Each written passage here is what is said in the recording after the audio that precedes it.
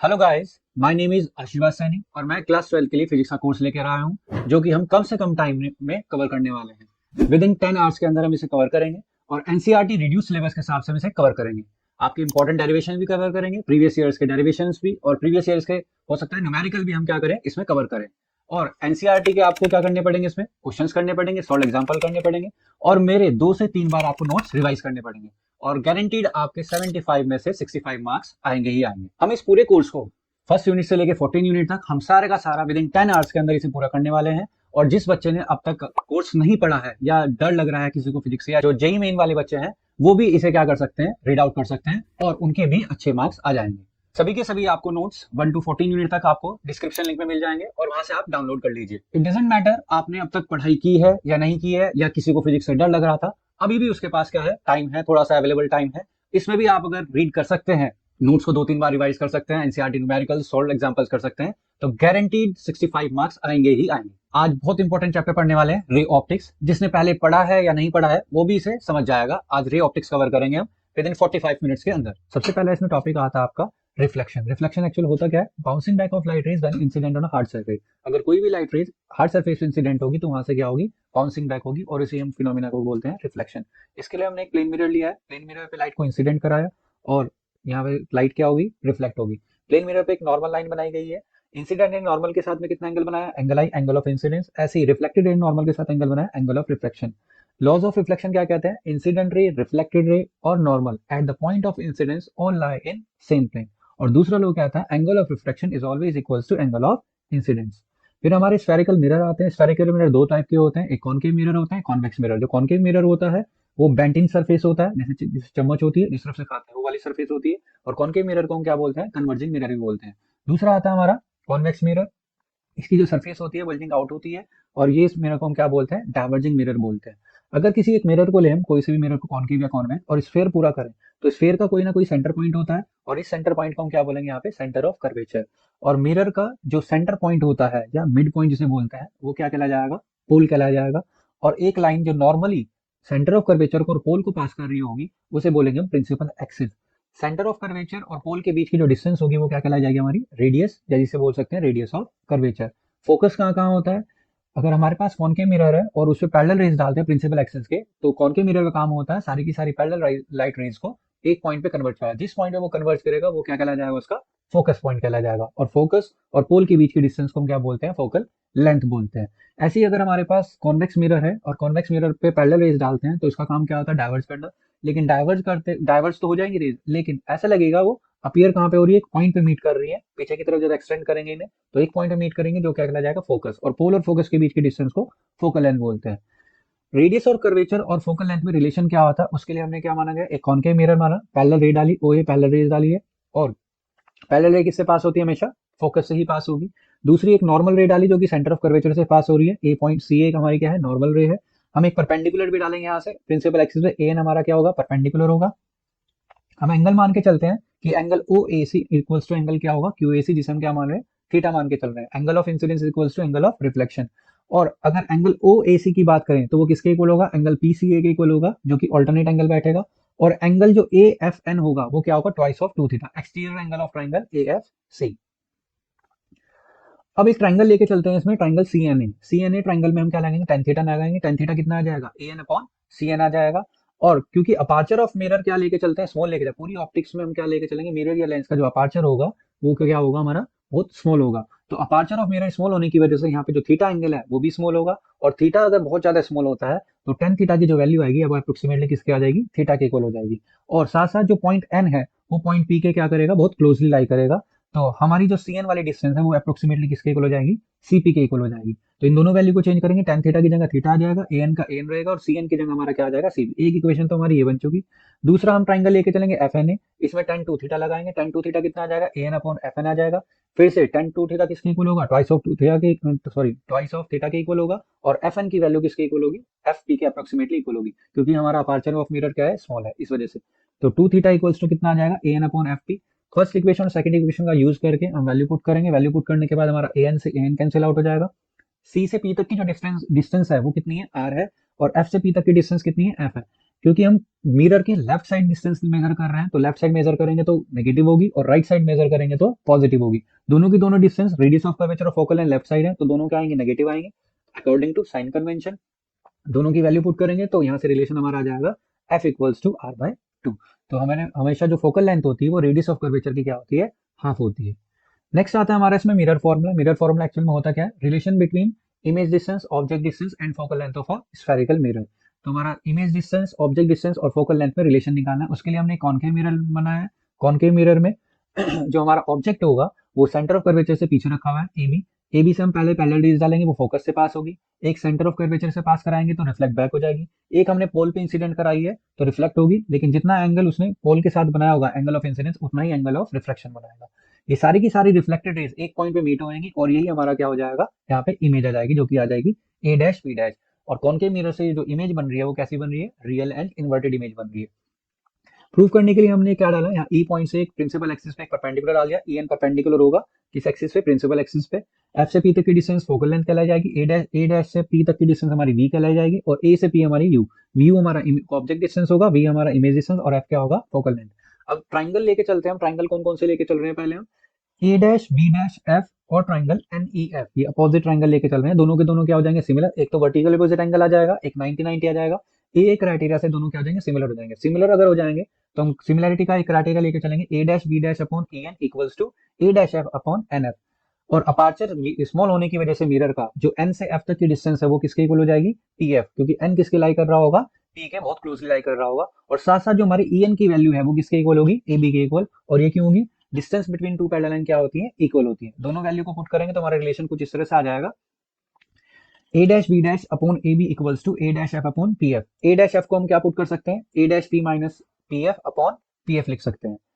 दूसरा हम ट्राइंगल लेके चलेंगे इसमें, ए बी पी और A dash B dash P, ये भी दोनों सिमिलर ट्राइंगल होंगे और सिमिलरिटी क्राइटेरिया का यूज करेंगे यहाँ पे। तो आ जाएगा A dash B dash upon A B equals to A dash P upon A P. पहली इक्वेशन और दूसरी इक्वेशन जो बनेगी वो सिमिलर बनी होगी, A dash B dash upon A B. तो दोनों को हम इक्वेट करेंगे और इक्वेट करने के बाद इनकी सबकी क्या पुट करेंगे, वैल्यू पुट करेंगे साइन कन्वेंशन के बेसिस पे। जो चीजें कॉनकेव मिरर से लेफ्ट साइड में होंगी वो सारी नेगेटिव और जो राइट साइड में होंगी वो पॉजिटिव। इस फिगर में सारी की सारी जो डिस्टेंसेज आ रही है वो क्या आ रही है, लेफ्ट साइड आ रही है। तो सारी की सारी डिस्टेंस वी यू और एफ हमेशा क्या रखेंगे, हम नेगेटिव रखेंगे। तो उनकी वैल्यू पुट करेंगे, ए डैश पी डैश की वैल्यू, ए डैश पी की वैल्यू कितनी हो जाएगी, माइनस वी। ए पी की value minus you, A dash P की वैल्यू माइनस वी और पी एफ की वैल्यू माइनस एफ और पी एफ की वैल्यू है माइनस एफ।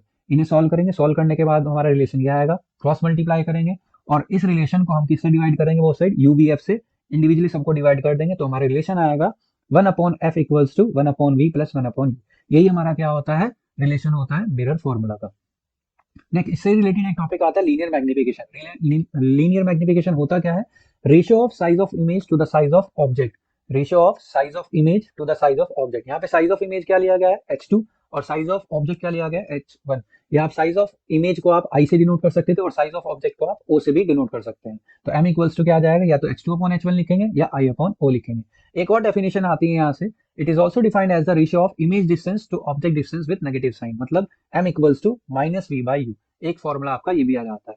अगर आपको इसे प्रूव करना है तो ऊपर वाला जो कॉनकेव मिरर हमने बनाया था मिरर फॉर्मूला वही दोबारा बनाएंगे और इसमें ट्राइंगल लिया था हमने, A triangle A B P और triangle A dash B dash P. इन दोनों को फिर से सिमिलर करेंगे। सिमिलर करने के बाद हमारे क्राइटेरिया आ जाएगा, A B upon A dash B dash equals to A P upon A dash P. A B की वैल्यू कितनी है, h1 है। ये ए बी क्या है, हाइट ऑफ ऑब्जेक्ट है, जो कि प्रिंसिपल एक्सिस से ऊपर है इसलिए पॉजिटिव है, प्रिंसिपल एक्सिस से नीचे होती तो नेगेटिव। तो ए बी की वैल्यू तो पॉजिटिव h1 और A dash B dash height of image वो नीचे की तरफ आ रही है तो हमने क्या माना, minus of h2। A B की वैल्यू कितनी है, u, माइनस ऑफ u आएगी साइन कन्वेंशन के बेसिस पे। और ए डैश पी की वैल्यू कितनी है, v, और ये भी क्या आएगी, माइनस साइन आएगी साइन कन्वेंशन के बेसिस पे। सॉल्व करके हमारा h2 अपॉन h1 की वैल्यू कितनी आ जाएगी, माइनस v बाई यू। और h2 अपॉन h1 को हम क्या बोलते हैं, लीनियर मैग्निफिकेशन। तो m इक्वल्स टू हमारा आ जाता है माइनस के v बाई यू। ये हमारा क्या खत्म हो जाता है, रिफ्लेक्शन का पार्ट खत्म हो जाता है। नेक्स्ट हमारा पार्ट आता है इसमें रिफ्रैक्शन। अब ये रिफ्रैक्शन क्या होता है, रिफ्लेक्शन का मतलब होता है bending of light rays when going from one medium to another medium. जब एक मीडियम से दूसरे मीडियम में लाइट ट्रेवल करती है तो लाइट क्या हो जाती है, बैंड हो जाती है। और इस फिनोमेना को हम क्या बोलते हैं, रिफ्रैक्शन बोलते हैं। अब ये बैंड हो क्यों रही है, क्योंकि लाइट की जो स्पीड होती है वो अलग अलग मीडियम में अलग अलग होती है। जैसे एयर में क्या होती है, 3 into 10 to the power 8 metre पर सेकंड होती है, और ग्लास में 2 into 10 to the power 8 metre पर सेकंड होती है, वाटर में 2.25 into 10 to the power 8 metre पर सेकंड है।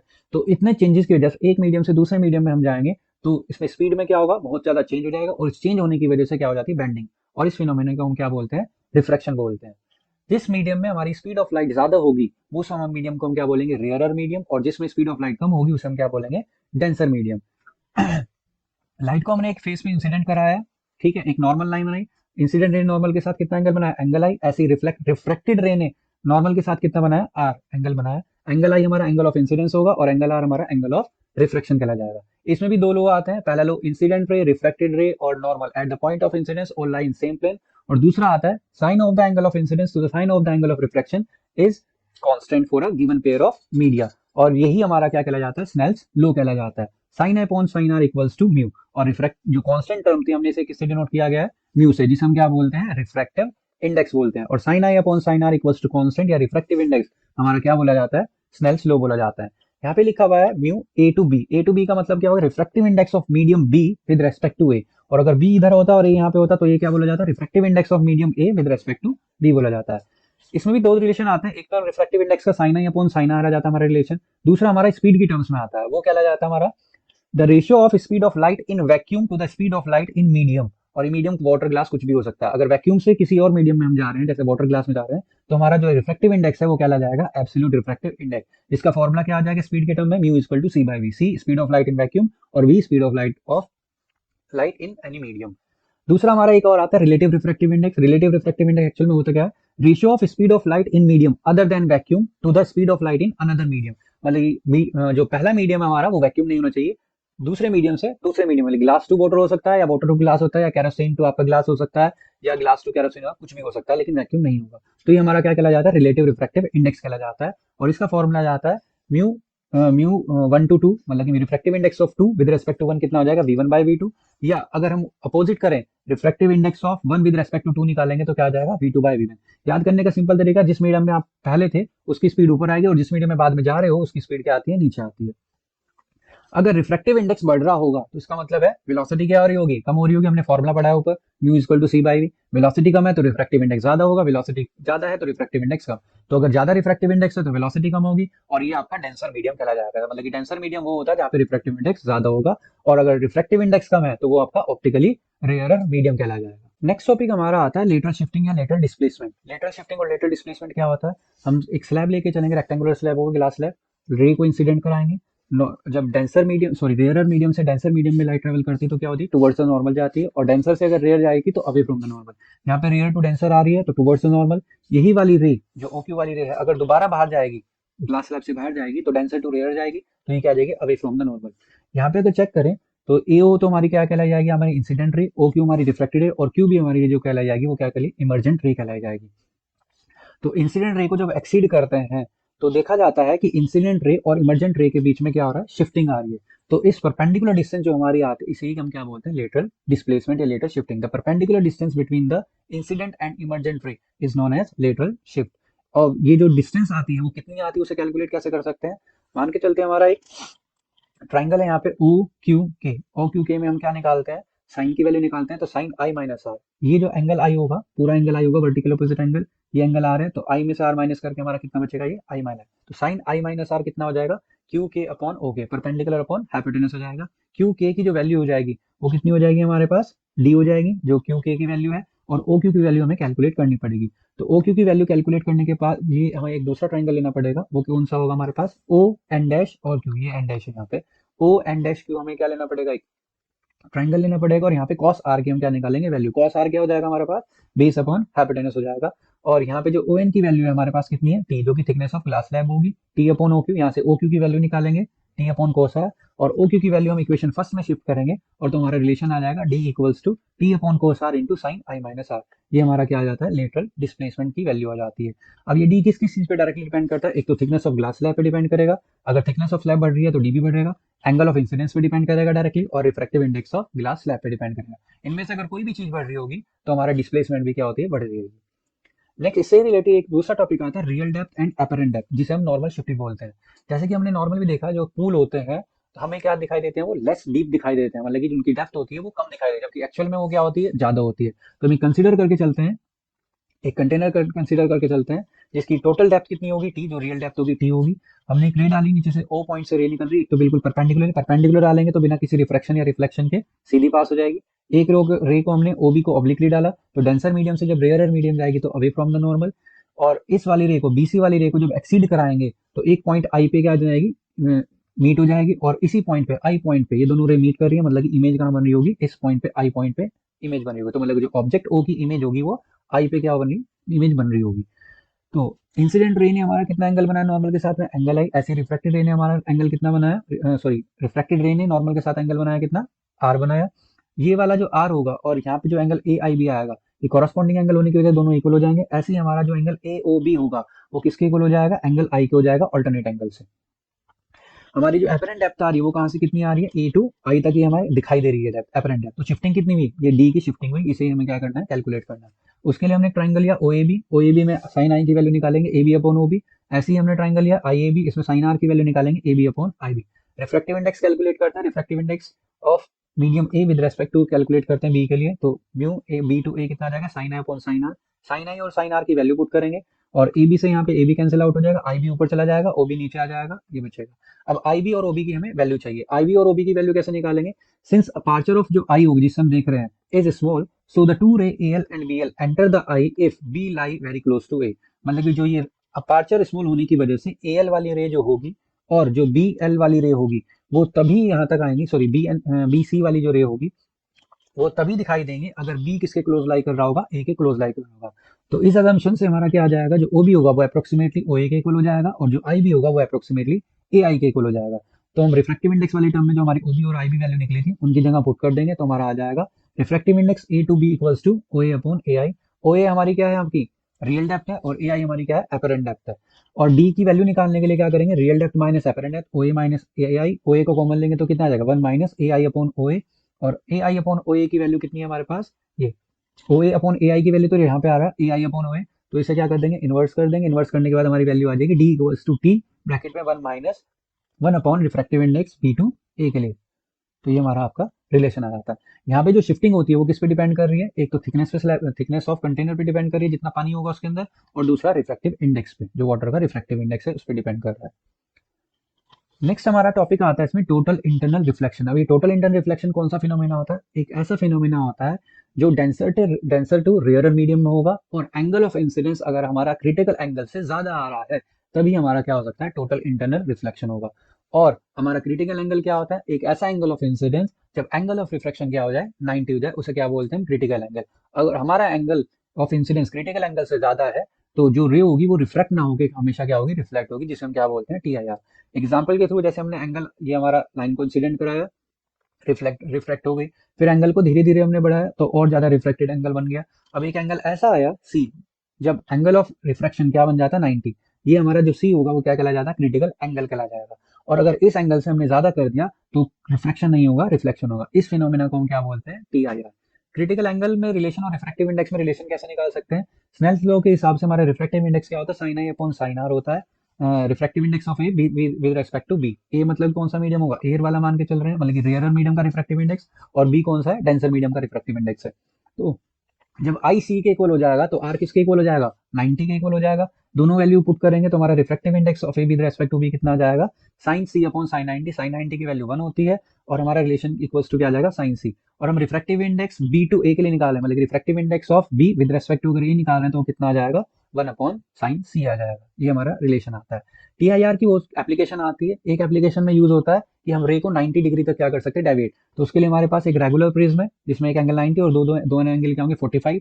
पहले हमने परपेंडिकुलर डाला, जब परपेंडिकुलर डालेंगे विदाउट रिफ्लेक्शन सीधी रह जाएगी, और यहाँ से जो एंगल ऑफ इंसिडेंस मतलब कि 45 यहाँ बन रहा है वो हमेशा प्रिज्म के क्रिटिकल एंगल से क्या होगा, ज्यादा ही होगा। अप्रोक्सीमेटली जो क्रिटिकल एंगल होता है 42 समथिंग होता है इसका, तो 45 angle of incidence critical angle से ज्यादा है, तो मतलब कि रिफ्लेक्ट ना होकर ये क्या करेगी, रिफ्लेक्ट होगी। और angle of incidence angle of reflection के इक्वल होगा, तो 45 कितना आ गया, 90। तो एंगल ऑफ डेविएशन जो आ रहा है वो 90 डिग्री आ रहा है। ऐसे ही हम 180 डिग्री डेविएशन भी कर सकते हैं। तो रे को हमने बिल्कुल परपेंडिकुलर डाला, परपेंडिकुलर डालने के बाद नॉर्मल के साथ वो कितना बनाएगा एंगल, ये 45 बनेगा।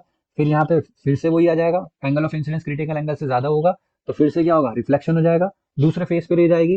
फिर से यहाँ पे जो एंगल बन रहा होगा 45, वो भी एंगल ऑफ इंसिडेंस क्या है, क्रिटिकल एंगल से ज्यादा है।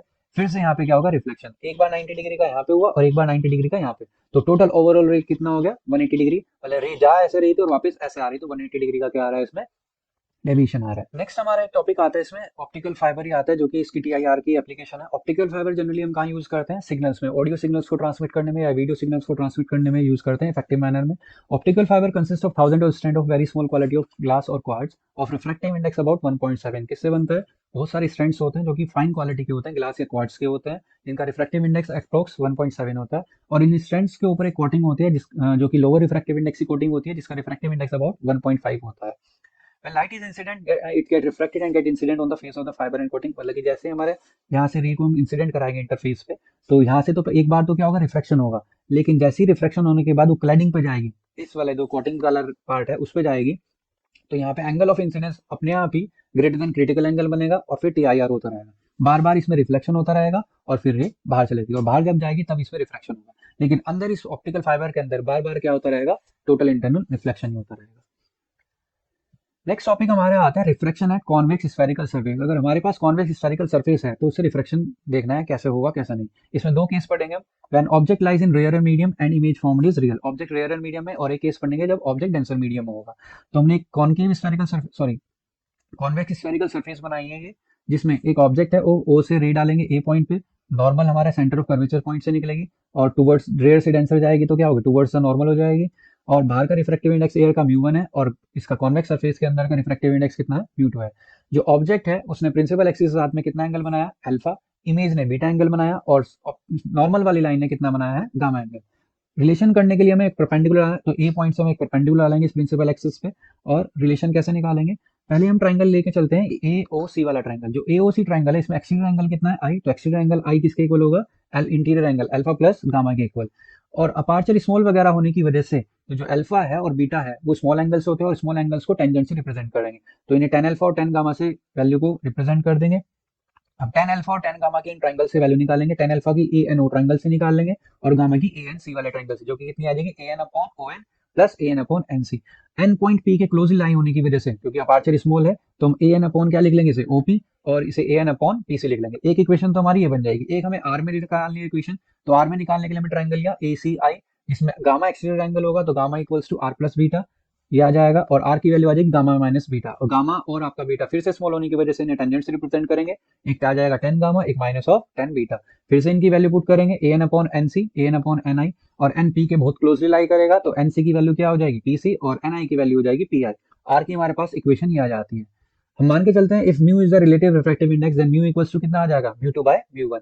अब mu two by mu one कहाँ है, रे कहाँ जा रही है, दूसरे मीडियम मतलब कि डेंसर मीडियम में जा रही है, और कहाँ से जा रही है, रेयर मीडियम से, तो रिफ्रैक्टिव इंडेक्स जो आएगा denser medium to rare medium का रिफ्रैक्टिव मतलब कि mu two upon mu one आएगा। जिस मीडियम में जा रहे हैं उसका रिफ्रैक्टिव इंडेक्स ऊपर आएगा, और जिस मीडियम में चल रहे थे उसका रिफ्रैक्टिव इंडेक्स नीचे आएगा, वेलोसिटी का अपोजिट।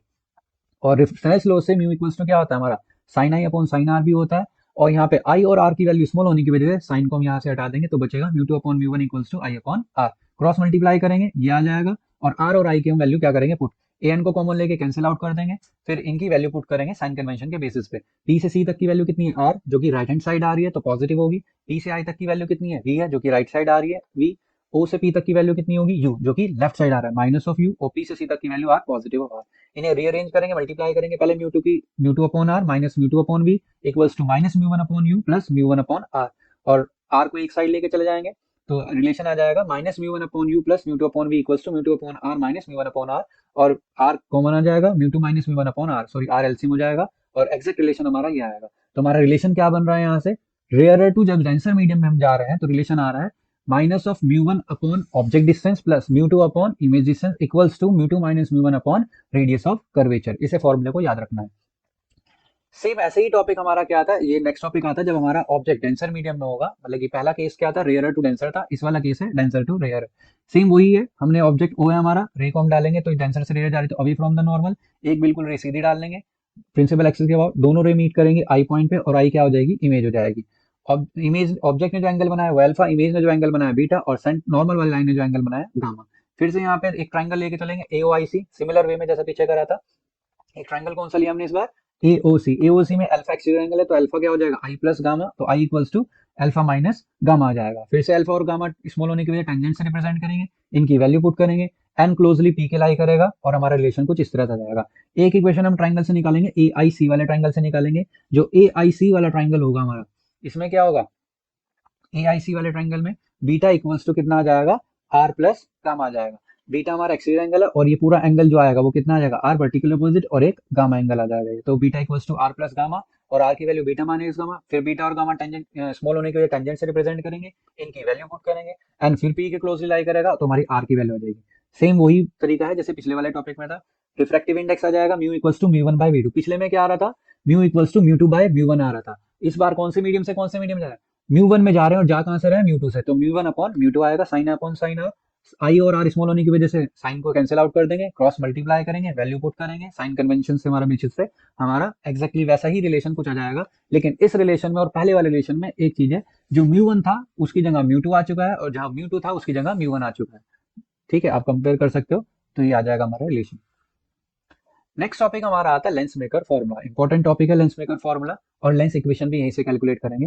लेंस मेकर फॉर्मूला में हमें 4 अजम्पशन मेनली या 5 अजम्पशन मानने पड़ते हैं। सबसे पहला, लेंस हमारा क्या होना चाहिए, अपार्चर ऑफ लेंस स्मॉल होना चाहिए। दूसरा, लेंस हमारा थिन होना चाहिए। ऑब्जेक्ट हमारा पॉइंट ऑब्जेक्ट होना चाहिए। और इंसिडेंट और रिफ्लेक्टेड रेज जो बनाएंगे, एंगल आई या एंगल आर जो भी बना रहे हैं वो स्मॉल एंगल होना चाहिए। फिगर हमारी ये है, हमने एक लेंस बनाया, कॉन्वेक्स लेंस बनाया हम, और रिफ्रैक्टिव इंडेक्स लेंस का म्यू टू है और बाहर का कितना लेके चल रहे हैं, म्यू वन लेके चल रहे हैं। ऑब्जेक्ट हमारा पॉइंट ऑब्जेक्ट ओ पे है, जो पहली रे सरफेस पे डाली X P one Y surface पे डाली, ये पहले रिफ्लेक्ट होगी और दोबारा एक्स पी टू वाई से रिफ्लेक्ट होगी, ये बन जाएगी हमारी इमेज बन जाएगी। जो पॉइंट पहले वाली सरफेस से, जो एक्स पी वन वाई वाली सरफेस है, उससे जो इमेज आ रही थी हमारी, वो कौन सी आ रही थी, आई वन। अब आई वन जो इमेज है वो दूसरे वाली सरफेस के लिए किस तरह का काम करेगी, ऑब्जेक्ट का काम करेगी, और आई हमारी क्या बन जाएगी, इमेज बन जाएगी। पहले वाली सरफेस के लिए ओ ऑब्जेक्ट है और आई वन उसके लिए क्या होगी, इमेज होगी। और सेकंड वाली सरफेस के लिए आई वन हमारी एक तरह से ऑब्जेक्ट की काम कर रही है और आई हमारी क्या हो जाएगी, इमेज बन जाएगी। ऑब्जेक्ट जो एंगल बना रहे हैं वो अल्फा, इमेज जो एंगल बना रहे हैं वो बीटा बना रहे हैं, और नॉर्मल लाइन जो सेंटर कर्वेचर से पास हो रही है वो गामा एंगल बना रहे हैं। इंसिडेंट एंगल हमारा कितना था, आई वन, रिफ्लेक्टेड एंगल हमारा आर टू, और फिर ये हमारा एंगल आई टू होगा और ये पूरा एंगल क्या हो जाएगा, आर टू हो जाएगा। तो लेंस मेकर फॉर्मूला का डेरिवेशन कैसे होता है, उसके लिए हम पहले एक सरफेस मान के चलेंगे, एक्स पी वन वाई वाली सरफेस। जो एक्स पी वन वाली सरफेस है उसमें हम पीछे जो टॉपिक पढ़े थे, हमने कॉन्वेक्स स्फेरिकल सरफेस से जो रिलेशन निकाली थी उसका ही यूज करेंगे। रेयर टू डेंसर के लिए हमने रिलेशन कौन सी निकाली थी, minus mu one upon object distance plus mu two upon image distance और equals to mu two minus mu one upon radius of curvature. उसी इक्वेशन का हम यूज करेंगे। तो हमारे लिए यू हमारा यू है और ये वी है हमारे लिए, वो क्या होगा यहाँ पे, आई वन वाली इमेज, तो वी डैश मान के चल रहे हैं यहाँ पे, और ये हमारा आ जाएगा इतना रिलेशन। फिर दूसरा, एक्स पी टू वाई वाली सरफेस से जब डेंसर टू रेयर और मीडियम जा रहे होंगे तो हमारा ऑब्जेक्ट कहाँ होगा, यहाँ लेंस में होगा, तो डेंसर टू रेयर जा रहा होगा, तब हमारा म्यू वन की जगह केवल म्यू टू आएगा और म्यू टू की जगह केवल वी वन आएगा, इतना चेंज होगा। वैसे ही तो यह आ जाएगा, म्यू वन की जगह म्यू टू आ जाएगा minus mu two upon object distance. Object distance इसके लिए क्या होगी, आई डैश आई वन वाली इमेज जो बता रहे थे, वी डैश, और प्लस म्यू टू की जगह क्या आ गया, mu one upon image distance जो वी रहेगा, और mu one minus mu two upon are two. इन दोनों इक्वेशन को हम क्या करेंगे, ऐड करेंगे। ऐड करने के बाद दो टर्म हमारी कैंसिल हो जाएगी, ये वाली टर्म और ये वाली कैंसिल आउट हो जाएंगी, और हमारा रिलेशन कुछ इस तरह से आ जाएगा। इनसे लेफ्ट हैंड साइड से म्यू वन कॉमन ले लेंगे और इधर से हम क्या लेंगे, mu two minus mu one को कॉमन ले लेंगे, तो ब्रैकेट में आ जाएगा one upon r one minus one upon are two. और राइट हैंड साइड से म्यू वन को कॉमन लेंगे तो ब्रैकेट में आ जाएगा mu two upon mu one minus one, और ब्रैकेट में one upon r one minus one upon are two आ जाएगा। म्यू वन से म्यू वन कैंसिल आउट हो जाएगा हमारा, और mu two upon mu one हमारा क्या होता है, रिफ्रैक्टिव इंडेक्स, तो हमारा रिलेशन कुछ इस तरह से आ जाएगा, minus one by u plus one upon v equals to mu minus one, और ब्रैकेट में one upon r one minus one upon are two. जब ऑब्जेक्ट इन्फिनिटी पे होगा तो हमारा जो इमेज होगी वो हमेशा क्या बनेगी, फोकस बनेगी। तो यू की वैल्यू इन्फिनिटी और वी की वैल्यू को एफ पुट करेंगे थर्ड इक्वेशन में, तो हमारा कुछ रिलेशन ये आ जाएगा। और दोनों इक्वेशन को, थर्ड और फोर्थ को अगर हम कंपेयर करें तो राइट साइड मैच हो रही है, तो रिलेशन क्या आ जाता है, one upon F equals to one upon v minus one upon u. ये हमारी जो रिलेशन आई है ये लेंस इक्वेशन कहला जाती है। और जो हमारी फोर्थ इक्वेशन आई थी, one upon F equals to mu minus one one upon r one minus one upon are two, ये हमारी क्या हो जाती है, लेंस मेकर फॉर्मूला की इक्वेशन हो जाती है। तो बहुत ईजी है ये पढ़ लेना। नेक्स्ट हमारा टॉपिक आता है power of lens. Power of lens क्या होता है, ability of a lens to converge और diverge the rays of light incident on it is called power of lens. क्या लेंस की वो एबिलिटी, ताकि कितना वो कन्वर्ज करेगा या कितना वो डाइवर्ज करेगा। या मेजरमेंट कैसे करते हैं, reciprocal of focal length. Reciprocal focal length का रेसिप्रोकल अगर कर दे, वो भी मीटर में, फोकल लेंथ हमेशा क्या होनी चाहिए, मीटर में, तो रेसिप्रोकल करते ही हमारा फोकल लेंथ का क्या आ जाता है, पावर यूनिट हो जाती है इसकी, डायोप्टर। और हमने लेंस मेकर फॉर्मूला से रिलेशन निकाला था, one upon F equals to mu minus one one upon r one minus r two, और वन अपॉन एफ क्या हो जाता है यहाँ पे, पावर, तो पावर का एक रिलेशन और हो जाता है। अगर हमारा कन्वर्जिंग लेंस है तो कन्वर्जिंग लेंस से पावर क्या आती है, हमेशा पॉजिटिव पावर आएगी, और डाइवर्जिंग के लिए जो पावर आती है वो हमेशा नेगेटिव आती है। फिर अगर दो लेंस को आपस में क्लोज करके रख दिया, जिसे इक्विवेलेंट कॉम्बिनेशन लेंस बोलते हैं, तो इनके लिए फोकल लेंथ की वैल्यू या पावर कितनी आती है? दो लेंस लिए हमने, एक L1 और एक L2, और ऑब्जेक्ट होगा, पहले वाले लेंस से रेज इंसिडेंट होगी, फिर रिफ्रैक्शन होगी, फिर दूसरे वाला लेंस क्या करे? रिफ्लेक्ट करेगा। और पहले वाले लेंस के लिए तो आई डैश इसकी क्या होगी? इमेज होगी, और आई डैश जो इमेज होगी वो दूसरे वाले लेंस के लिए क्या करेगा? ऑब्जेक्ट की तरह काम करेगा, और इमेज आएगी आई। तो पहले वाले लेंस के लिए यू ऑब्जेक्ट डिस्टेंस है और वी डैश क्या है? इमेज डिस्टेंस है। और दूसरे वाले लेंस के लिए वी डैश ऑब्जेक्ट डिस्टेंस है और वी हमारी क्या है? Image distance. तो पहले वाले लेंस के लिए लेंस इक्वेशन लगाएंगे, फिर दूसरे वाले लेंस के लिए लेंस इक्वेशन लगाएंगे, और हमारा रिलेशन कुछ इस तरह से आ जाएगा। दोनों इक्वेशन को हम ऐड करेंगे, ऐड करने से हमारा क्या आ जाएगा? 1 upon V dash minus 1 upon V dash cancel out हो जाएगा, और रिलेशन हमारा ये आ जाएगा 1 upon F equals to 1 upon F one plus 1 upon F two आ जाएगा। इससे पता क्या लगता है? अगर हमारे, और हम 1 अपॉन एफ को क्या लिख सकते हैं? पावर। तो पावर इक्वल्स टू क्या आ जाएगा? P1 plus P2। मतलब कि हमारे पास अगर पावर्स हैं तीन चार power, P1 P2 P3 and so on है, तो आप पावर को क्या कर देंगे? ऐड। बस यह याद रखना है, कन्वर्जिंग के लिए पावर पॉजिटिव होगी और डाइवर्जिंग लेंस के लिए पावर नेगेटिव होगी। ऐसी मैग्निफिकेशन अगर हमारे पास है M1 M2 M3 मैग्निफिकेशन जो है लेंस के लिए, लेंस का मैग्निफिकेशन क्या होता है? V अपॉन U होता है। माइनस साइन केवल मिरर में आता है, इसमें खाली V अपॉन U होता है। तो मैग्निफिकेशन में हम क्या है? टोटल मैग्निफिकेशन निकालना है अगर पूरे सिस्टम का, तो मैग्निफिकेशन को हम क्या कर देंगे? मल्टीप्लाई कर देंगे। और अगर दो लेंसेज कुछ इस तरह से रखे हुए हैं कि एक लेंस यहाँ पे है और दूसरे लेंस के बीच में गैप है, और गैप मान लो x डिस्टेंस का गैप है, तो आपकी जो फोकल लेंथ आएगी निकल के, वो कितनी आएगी? 1 upon F equals to 1 upon F one plus 1 upon F two minus x upon F one f two. जो x होगा यहाँ पे वो distance between the two lenses होगी। नेक्स्ट हमारा जो टॉपिक आता है वो हमारा क्या आता है? प्रिज्म आता है। प्रिज्म के केसेस में हम क्या पढ़ते हैं?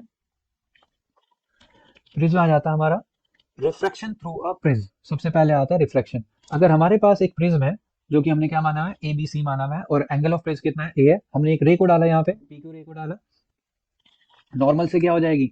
बेंड हो जाएगी, और फिर इमर्जेंट रे हमारी बाहर आ जाएगी आर से एस की तरफ। जब इंसिडेंट रे को एक्सीड कराएंगे और जब इमर्जेंट रे को पीछे की तरफ बैकवर्ड लेके जाएंगे, तो दोनों के बीच में क्या बन रहा होगा? एक एंगल बन रहा होगा। इस एंगल को क्या बोला जाता है? Angle of deviation. Incident angle हमारा I1 है, रिफ्लेक्टेड एंगल पहले वाला कितना है? R2 है, और इमर्जेंट एंगल हमारा कितना है? E है। तो पहले हम केस लेके चलते हैं, जो टी क्यू आर की वैल्यू हो जाएगी वो कितनी आ जाएगी? आई माइनस ऑफ आर वन। पूरा एंगल आई होगा, आर वन माइनस करेंगे तो आई माइनस आर वन, और दूसरा एंगल जो टी आर क्यू है वो कितना हो जाएगा? ई माइनस ऑफ आर टू हो जाएगा। फिर जो टी क्यू आर वाला ट्राइंगल है हमारे पास, उसमें एक्सटीरियर एंगल हमारा डेल्टा है, और डेल्टा कितना हो जाएगा? इंटीरियर एंगल का सम। दोनों की वैल्यू पुट करेंगे, और वैल्यू पुट करने के बाद डेल्टा इक्वल्स टू क्या आ जाएगा? I plus E minus of R one plus are two bracket में। फिर आर वन और आर टू की वैल्यू निकालने के लिए हम ट्राइंगल क्या लेके चलेंगे? क्यू आर ट्राइंगल लेके जाएंगे। एंगल सम प्रॉपर्टी से कितना आ जाएगा? R one plus are two plus angle Q R equals to 180 degree. एक हमारा क्वाड्रिलेटरल बनेगा यहाँ पे, कितना कौन सा quadrilateral? A Q O R. तो पहले वाले एंगल, एक तो एंगल ए रहेगा, एक एंगल 90 डिग्री होगा यहाँ पे नॉर्मल लाइन की वजह से, एक एंगल आ जाएगा आपका क्यू आर, एक फिर से एंगल नॉर्मल की वजह से 90 हो जाएगा, और टोटल सम कितना हो जाएगा? 360। सोल्व करने के बाद हमारे पास A plus angle plus Q R equals to 180। Second और थर्ड इक्वेशन को हम सोल्व करेंगे। सोल्व करने के बाद हमारा रिलेशन कुछ इस तरह से आ जाएगा, A equals to R one plus are two, और ए की वैल्यू को हम इक्वेशन फर्स्ट में यूज करेंगे। R one plus are two की जगह हम क्या पुट कर देंगे? ए पुट कर देंगे। जो हमारा रिलेशन आएगा वो आएगा delta plus A equals to I plus E, मतलब कि angle of deviation plus angle of prism equals to sum of angle of incidence plus angle of emergency. ये रिलेशन आ जाएगा। एक केस हमारा आता है रिफ्रैक्टिव इंडेक्स ऑफ प्रिज्म, जिसमें हमें रिफ्रैक्टिव इंडेक्स का फॉर्मूला ये प्रूव करना पड़ता है। उसके लिए हम क्या करते हैं? एक कंडीशन आती है मिनिमम डेविएशन पोजीशन। वो क्या होती है? If angle of incidence is increase gradually, the angle of deviation first decreases and then start increasing. जब एंगल ऑफ इंसिडेंस बढ़ाएंगे पहले वो डिक्रीज होगा और बाद में वो इंक्रीज। एक पॉइंट ऐसा आएगा, एक एंगल ऑफ इंसिडेंस ऐसा आएगा जब एंगल ऑफ डेविएशन सबसे मिनिमम होगा। उस केस को हम क्या बोलते हैं? मिनिमम डेविएशन पोजीशन बोलते हैं। और मिनिमम डेविएशन पोजीशन पे आई ई के इक्वल हो जाता है, आर वन और आर टू इक्वल हो जाएंगे, और डेल्टा इक्वल्स टू क्या आ जाएगा? डेल्टा एम के इक्वल हो जाएगा। तो अगर ये इक्वेशन फर्स्ट का अगर हम यूज करें, तो उसमें वैल्यूज पुट करें, तो डेल्टा डेल्टा की जगह डेल्टा एम, ए का ए रहेगा, आई की जगह आई, और ई की जगह आई, और यहाँ से सॉल्व करके हम आई की वैल्यू निकालेंगे। सिमिलर वे में हम इक्वेशन फोर्थ का यूज करेंगे। इक्वेशन फोर्थ क्या थी? A equals to R one plus are two. R one और आर टू की जगह हमें आर पुट करना है, यहाँ से हमारा रिलेशन आर आ जाएगा। Reflective index of Snell's law से हमारे पास फॉर्मूला था mu equals to sine I upon sine R. I और आर की वैल्यू पुट करेंगे और हमारा रिलेशन ये आ जाएगा रिफ्लेक्टिव इंडेक्स। नेक्स्ट एक टॉपिक आता है deviation through a prism small angle. अगर हमारा एंगल ऑफ प्रिज्म स्मॉल है और उसके लिए डेविएशन एंगल निकालना है, तो उसके लिए हमें एक फॉर्मूला याद करना पड़ेगा, delta equals to A mu minus one. मतलब यहाँ से पता लगता है कि जो डेल्टा है वो किस पे डिपेंड कर रहा है? मेनली रिफ्रैक्टिव इंडेक्स पे डिपेंड करेगा। एक टर्म आती है डिस्पर्जन। डिस्पर्जन एक्चुअल क्या होता है? व्हाइट लाइट अगर प्रिज्म से पास करते हैं तो अपने कॉन्स्टिट्यूएंट कलर्स में क्या हो जाती है? डिस्पर्स हो जाती है। और कॉन्स्टिट्यूएंट कलर्स कौन से होते हैं व्हाइट कलर के? विबग्योर, जो आपके ये फिनोमेना होता है। और ये फिनोमेना होता क्यों है? कॉज ऑफ डिस्पर्जन क्या होता है? क्योंकि हर कलर का वेवलेंथ, हर कलर की वेवलेंथ क्या होती है? अलग अलग होती है, और वेवलेंथ अलग होने की वजह से रिफ्रैक्टिव इंडेक्स क्या हो जाता है? अलग। और रिफ्रैक्टिव इंडेक्स अलग अलग होगा तो एंगल ऑफ डेविएशन भी आपका अलग अलग रहेगा। जैसे कि हम एक एग्जांपल के थ्रू समझते हैं, वॉयलेट और रेड की वेवलेंथ, रेड कलर की वेवलेंथ ज्यादा होती है, वॉयलेट की कम। तो वॉयलेट की वेवलेंथ कम है तो उसके लिए रिफ्रैक्टिव इंडेक्स ज्यादा होगा, रेड का रिफ्रैक्टिव इंडेक्स कम होगा। इसका रिफ्रैक्टिव इंडेक्स ज्यादा होगा, उसका एंगल ऑफ डेविएशन भी ज्यादा होगा। तो मतलब कि वॉयलेट कलर का डेविएशन एंगल ज्यादा है, इसीलिए वजह सबसे नीचे आती है, और रेड कलर लीस्ट डेविएटेड होने की वजह से सबसे टॉप पे आता है। फिर नेक्स्ट आता है आपका scattering of light. Scattering of light क्या होता है? Spreading of light in various random directions. और वेरियस रैंडम डायरेक्शन में कितनी स्कैटरिंग हो रही है, कितना अमाउंट ऑफ स्कैटरिंग हो रही है, वो वेवलेंथ पे डिपेंड करता है। ये फिनोमेना वहाँ यूज होता है, इसे रेली की स्लो स्कैटरिंग भी बोलते हैं। और ये फिनोमेना कहाँ यूज होता है? स्काई ब्लू क्यों होता है, रन सन रेड कलर का क्यों होता है, वहाँ यूज होता है। तो स्काई ब्लू क्यों होता है? स्काई ब्लू होता क्यों है? क्योंकि वेवलेंथ ब्लू कलर की कम होती है, तो अमाउंट ऑफ स्कैटरिंग ज्यादा होती है, इसी वजह से हमें स्काई ब्लू नजर आता है। ये आपके टॉपिक खत्म हो जाते हैं। आपके टॉपिक सब शुरू होते हैं ऑप्टिकल इंस्ट्रूमेंट, जिसमें कि माइक्रोस्कोप, सिंपल माइक्रोस्कोप और टेलीस्कोप हमें पढ़ना है। तो सबसे पहला टॉपिक इसमें आता है सिंपल माइक्रोस्कोप, जिसे हम मैग्नीफाइंग ग्लास भी बोलते हैं। आप खेले भी होंगे वो, हाथ देखने के लिए जो पंडित जी यूज करते हैं या वगैरह वगैरह यूज करते हैं, डॉक्टर्स यूज करते हैं या डेंटिस्ट यूज करते हैं, वो मैग्नीफाइंग ग्लास। ये होता क्या है? एक सिंपल कॉन्वेक्स लेंस होता है जिसकी शॉर्ट फोकल लेंथ होती है और मैग्नीफाइड इमेज को फॉर्म करता है, स्मॉल ऑब्जेक्ट को मैग्नीफाइड कर देता है। इसे सिंपल माइक्रोस्कोप भी बोल सकते हैं या मैग्नीफाइंग ग्लास भी बोल सकते हैं। इसमें होता है प्रिंसिपल क्या है? When small object is placed between C and F, C हमारा क्या होगा? सेंटर ऑफ ऑप्टिकल सेंटर होगा, और एफ फोकल लेंथ होगी या फोकस होगा। It's virtual erect and magnified image is formed on same side of lens. ये हमने इमेज ड्रॉ की हुई है, इसकी इमेज ये लेंस है, और सी और एफ के बीच में ऑब्जेक्ट रखा, पहले पैरेलल रे डालेंगे तो फोकस से पास होगी, एक रे को ऑप्टिकल सेंटर से, दोनों रे डाइवर्ज करेंगे, पीछे जब मीट कराएंगे तो सेम साइड ऑफ लेंस पे ये मीट हो जाएंगे, ए डैश बी डैश क्या हो जाएगी? इमेज। और इसमें अब निकालते क्या है? मैग्नीफाइंग पावर निकालते हैं। मैग्नीफाइंग पावर एक्चुअल में होता क्या है? It is defined as the ratio of the angle subtended by the image to the angle subtended by the object when both lie at least distance of distinct vision. इसमें दो case चलेंगे, जब हमारा जो इमेज होगी वो least distance of distinct vision पे बन रही होगी, और दूसरा हमारा इन्फिनिटी है। पहला हम केस पढ़ते हैं when image is formed at infinity. तो इन्फिनिटी डिस्टेंस हमारी मान लेते हैं यहाँ पे ए डैश बी डैश, यहाँ पे इमेज है, इमेज ने जो एंगल बनाया है वो कितना बनाया है? बीटा। अब इस ऑब्जेक्ट को भी हमें least distance of distinct vision पे ले जाना पड़ेगा, जिसे हमने क्या मान लिया यहाँ पे? ए डैश की, और इसने जो एंगल बनाया वो मान लेते हैं अल्फा। तो मैग्नीफाइंग पावर के फॉर्मूले से m इक्वल्स टू क्या होता है? Beta upon alpha. बीटा और अल्फा स्मॉल होने की वजह से टेंजेंट से रिप्रेजेंट करेंगे, 10 बीटा अपॉन 10 अल्फा। 10 बीटा और 10 अल्फा की वैल्यू निकालेंगे, 10 बीटा आ जाएगा ए बी अपॉन ए सी, और 10 अल्फा आ जाएगा A dash Q upon A dash C. A dash Q किसके इक्वल है? हमारा ए बी के इक्वल है, ए बी से ए बी कैंसिल आउट हो जाएगा, ए डैश सी ऊपर जाएगा, सी ए नीचे आ जाएगा। ये हमारा मैग्नीफाइंग पावर यहाँ से आ जाएगी। साइन कन्वेंशन से इनकी वैल्यू पुट करेंगे, ए डैश सी की वैल्यू कितनी होगी? माइनस डी, और ए सी की वैल्यू माइनस, माइनस से माइनस कट जाएगा तो हमारा एम की वैल्यू आ जाएगी डी अपॉन यू आ जाएगी। लेंस इक्वेशन लगाएंगे, लेंस इक्वेशन क्या आ जाती है हमारी? 1 upon b minus 1 upon u equals to 1 upon f. Sign convention लगाएंगे, v इसमें क्या होगा? लेफ्ट साइड आ रहा है तो v को हमने माइनस डी से डिनोट किया हुआ है, u हमारा भी लेफ्ट साइड है तो ये क्या होगा? माइनस माइनस पॉजिटिव हो जाएगा। और फोकस किधर होती है, फोकल लेंथ किधर होती है? कॉन्वेक्स लेंस की राइट साइड मेनली मानते हैं, तो राइट साइड में पॉजिटिव आएगी। इसमें d से मल्टीप्लाई करेंगे बोथ साइड, तो d से d कैंसिल आउट हो जाएगा, d अपॉन यू को हम कैपिटल M से डिनोट कर देंगे, अभी रिलेशन निकाला था ऊपर, तो यहाँ से एक्जैक्टली हमारी कैपिटल M की वैल्यू आ जाती है 1 प्लस डी अपॉन एफ। ये हमारा मैग्नीफाइंग पावर हो जाती है, जिसे हम एंगुलर मैग्निफिकेशन भी बोलते हैं। एक दूसरा केस जो बताया था अभी, when image is formed at infinity, जब इन्फिनिटी पे हो रही होगी तो इन्फिनिटी की जब इमेज बनती है वो ऑब्जेक्ट को कहाँ रखना पड़ेगा? फोकस पे रखना पड़ेगा। तो इस बार हमने ऑब्जेक्ट को फोकस पे रखा, पैरेलल रे डालेंगे, फोकस से पास होगी, ऑप्टिकल सेंटर से कराएंगे, वही भी दोनों रे पैरेलल चलेंगे, पीछे एक्सीड करोगे तब भी पैरेलल चलेंगे। ऑब्जेक्ट इस बार हमारा कहाँ है? Least distance of distinct vision पे ही है, लेकिन इमेज कहाँ है हमारी? इन्फिनिटी पे।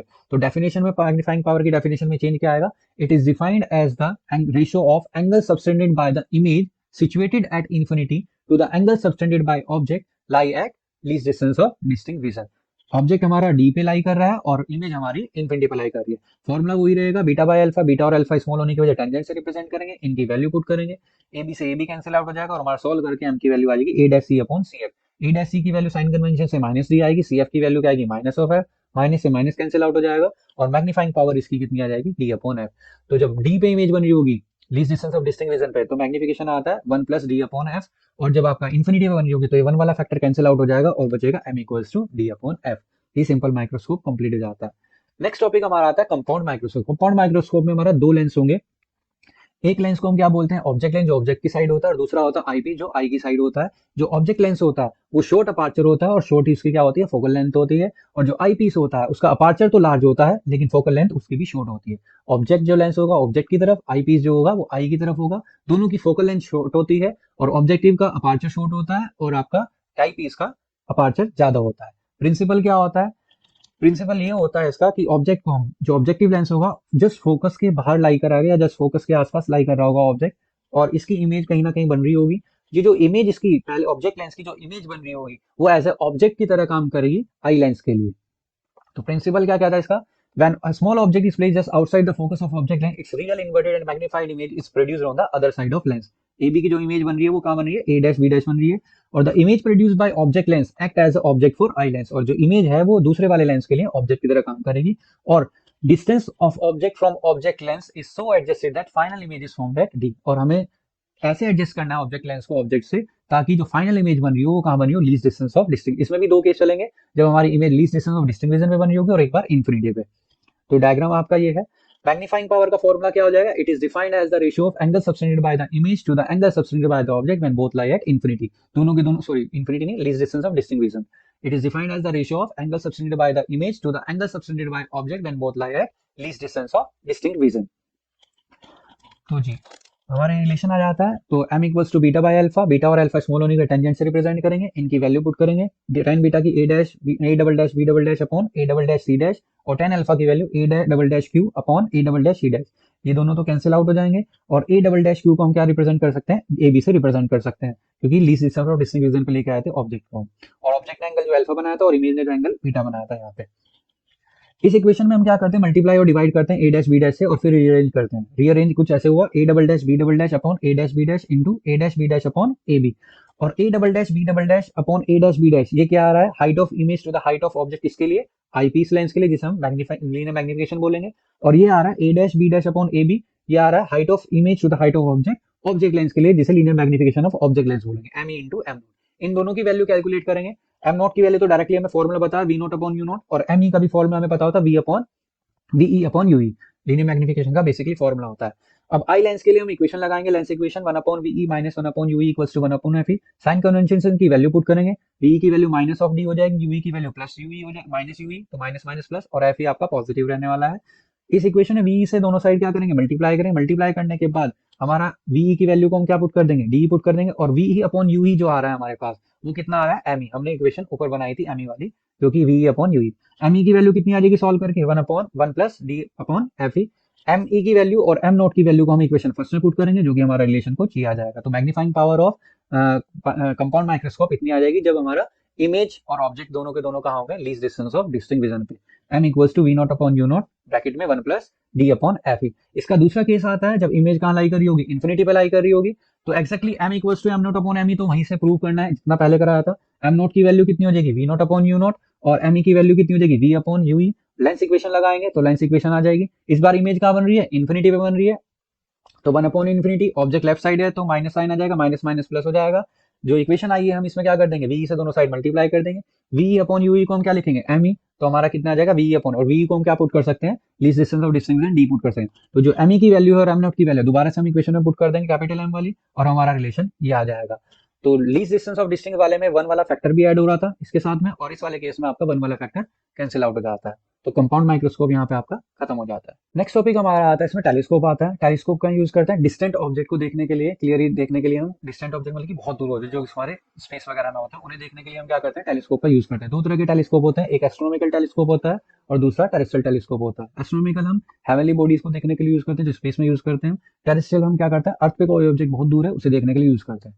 पढ़ेंगे कौन सा, एस्ट्रोनॉमिकल टेलीस्कोप को यूज करेंगे। इसमें भी क्या होता है, दो लेंस सिस्टम होता है, एक ट्यूब के अंदर होता है। The lens facing the object is called objective, और जो लेंस फेस कर रहा होगा आई पीस, आई लेंस आई को, वो आई पीस कहला जाता है।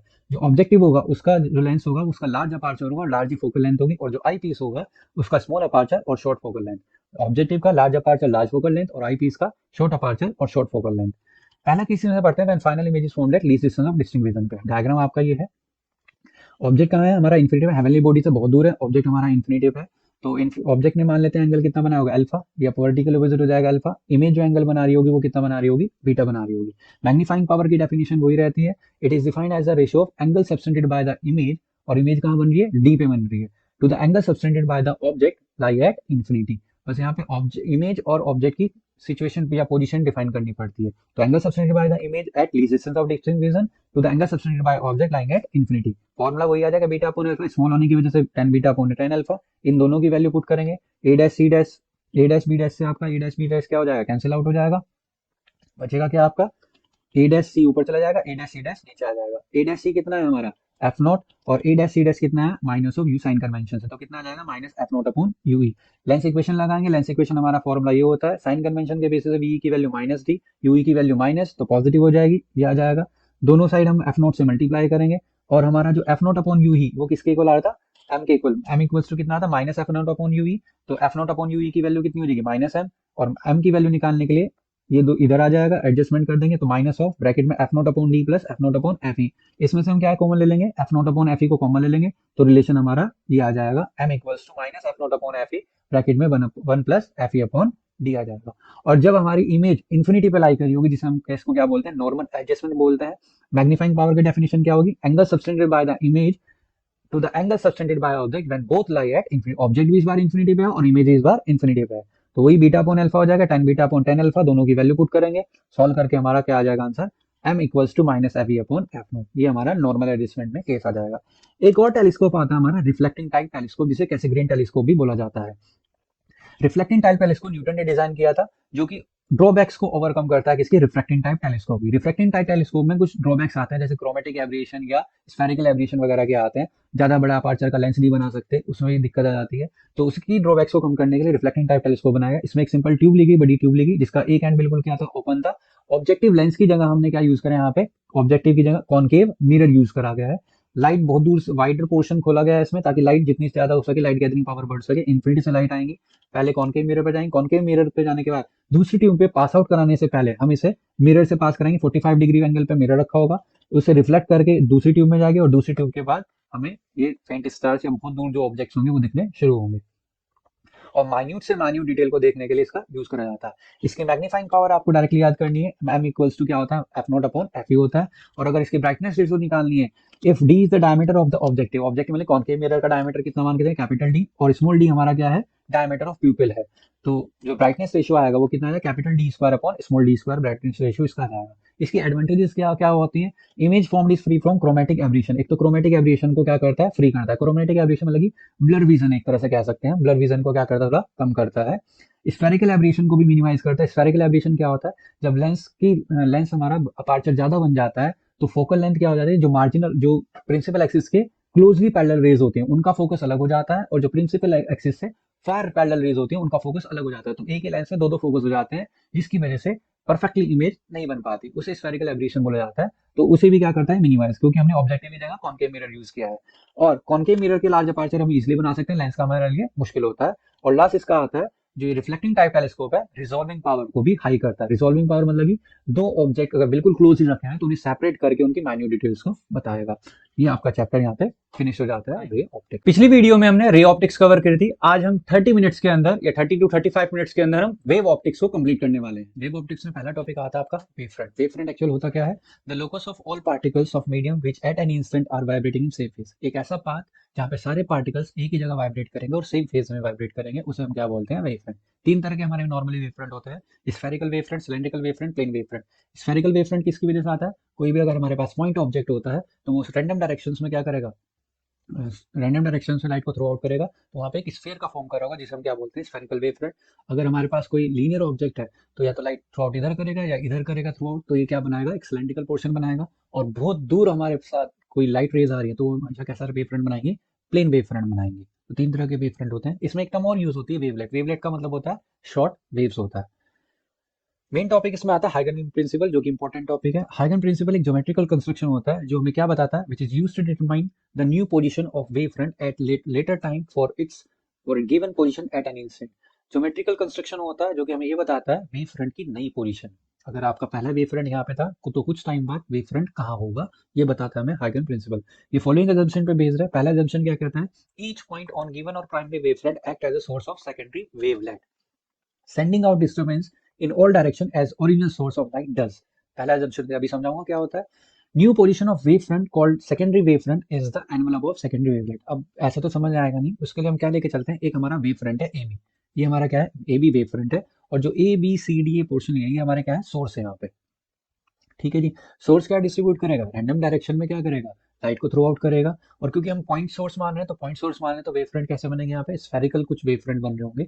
अब ये हमारा पॉइंट सोर्स है, मान लेते हैं कुछ डिस्टेंस में डेल्टा टी टाइम में वो कहाँ से कहाँ तक पहुंच जाता है, यहाँ तक के डिस्टेंस ट्रेवल करता है, जो कि कितनी आएगी, सी डेल्टा टी आएगी।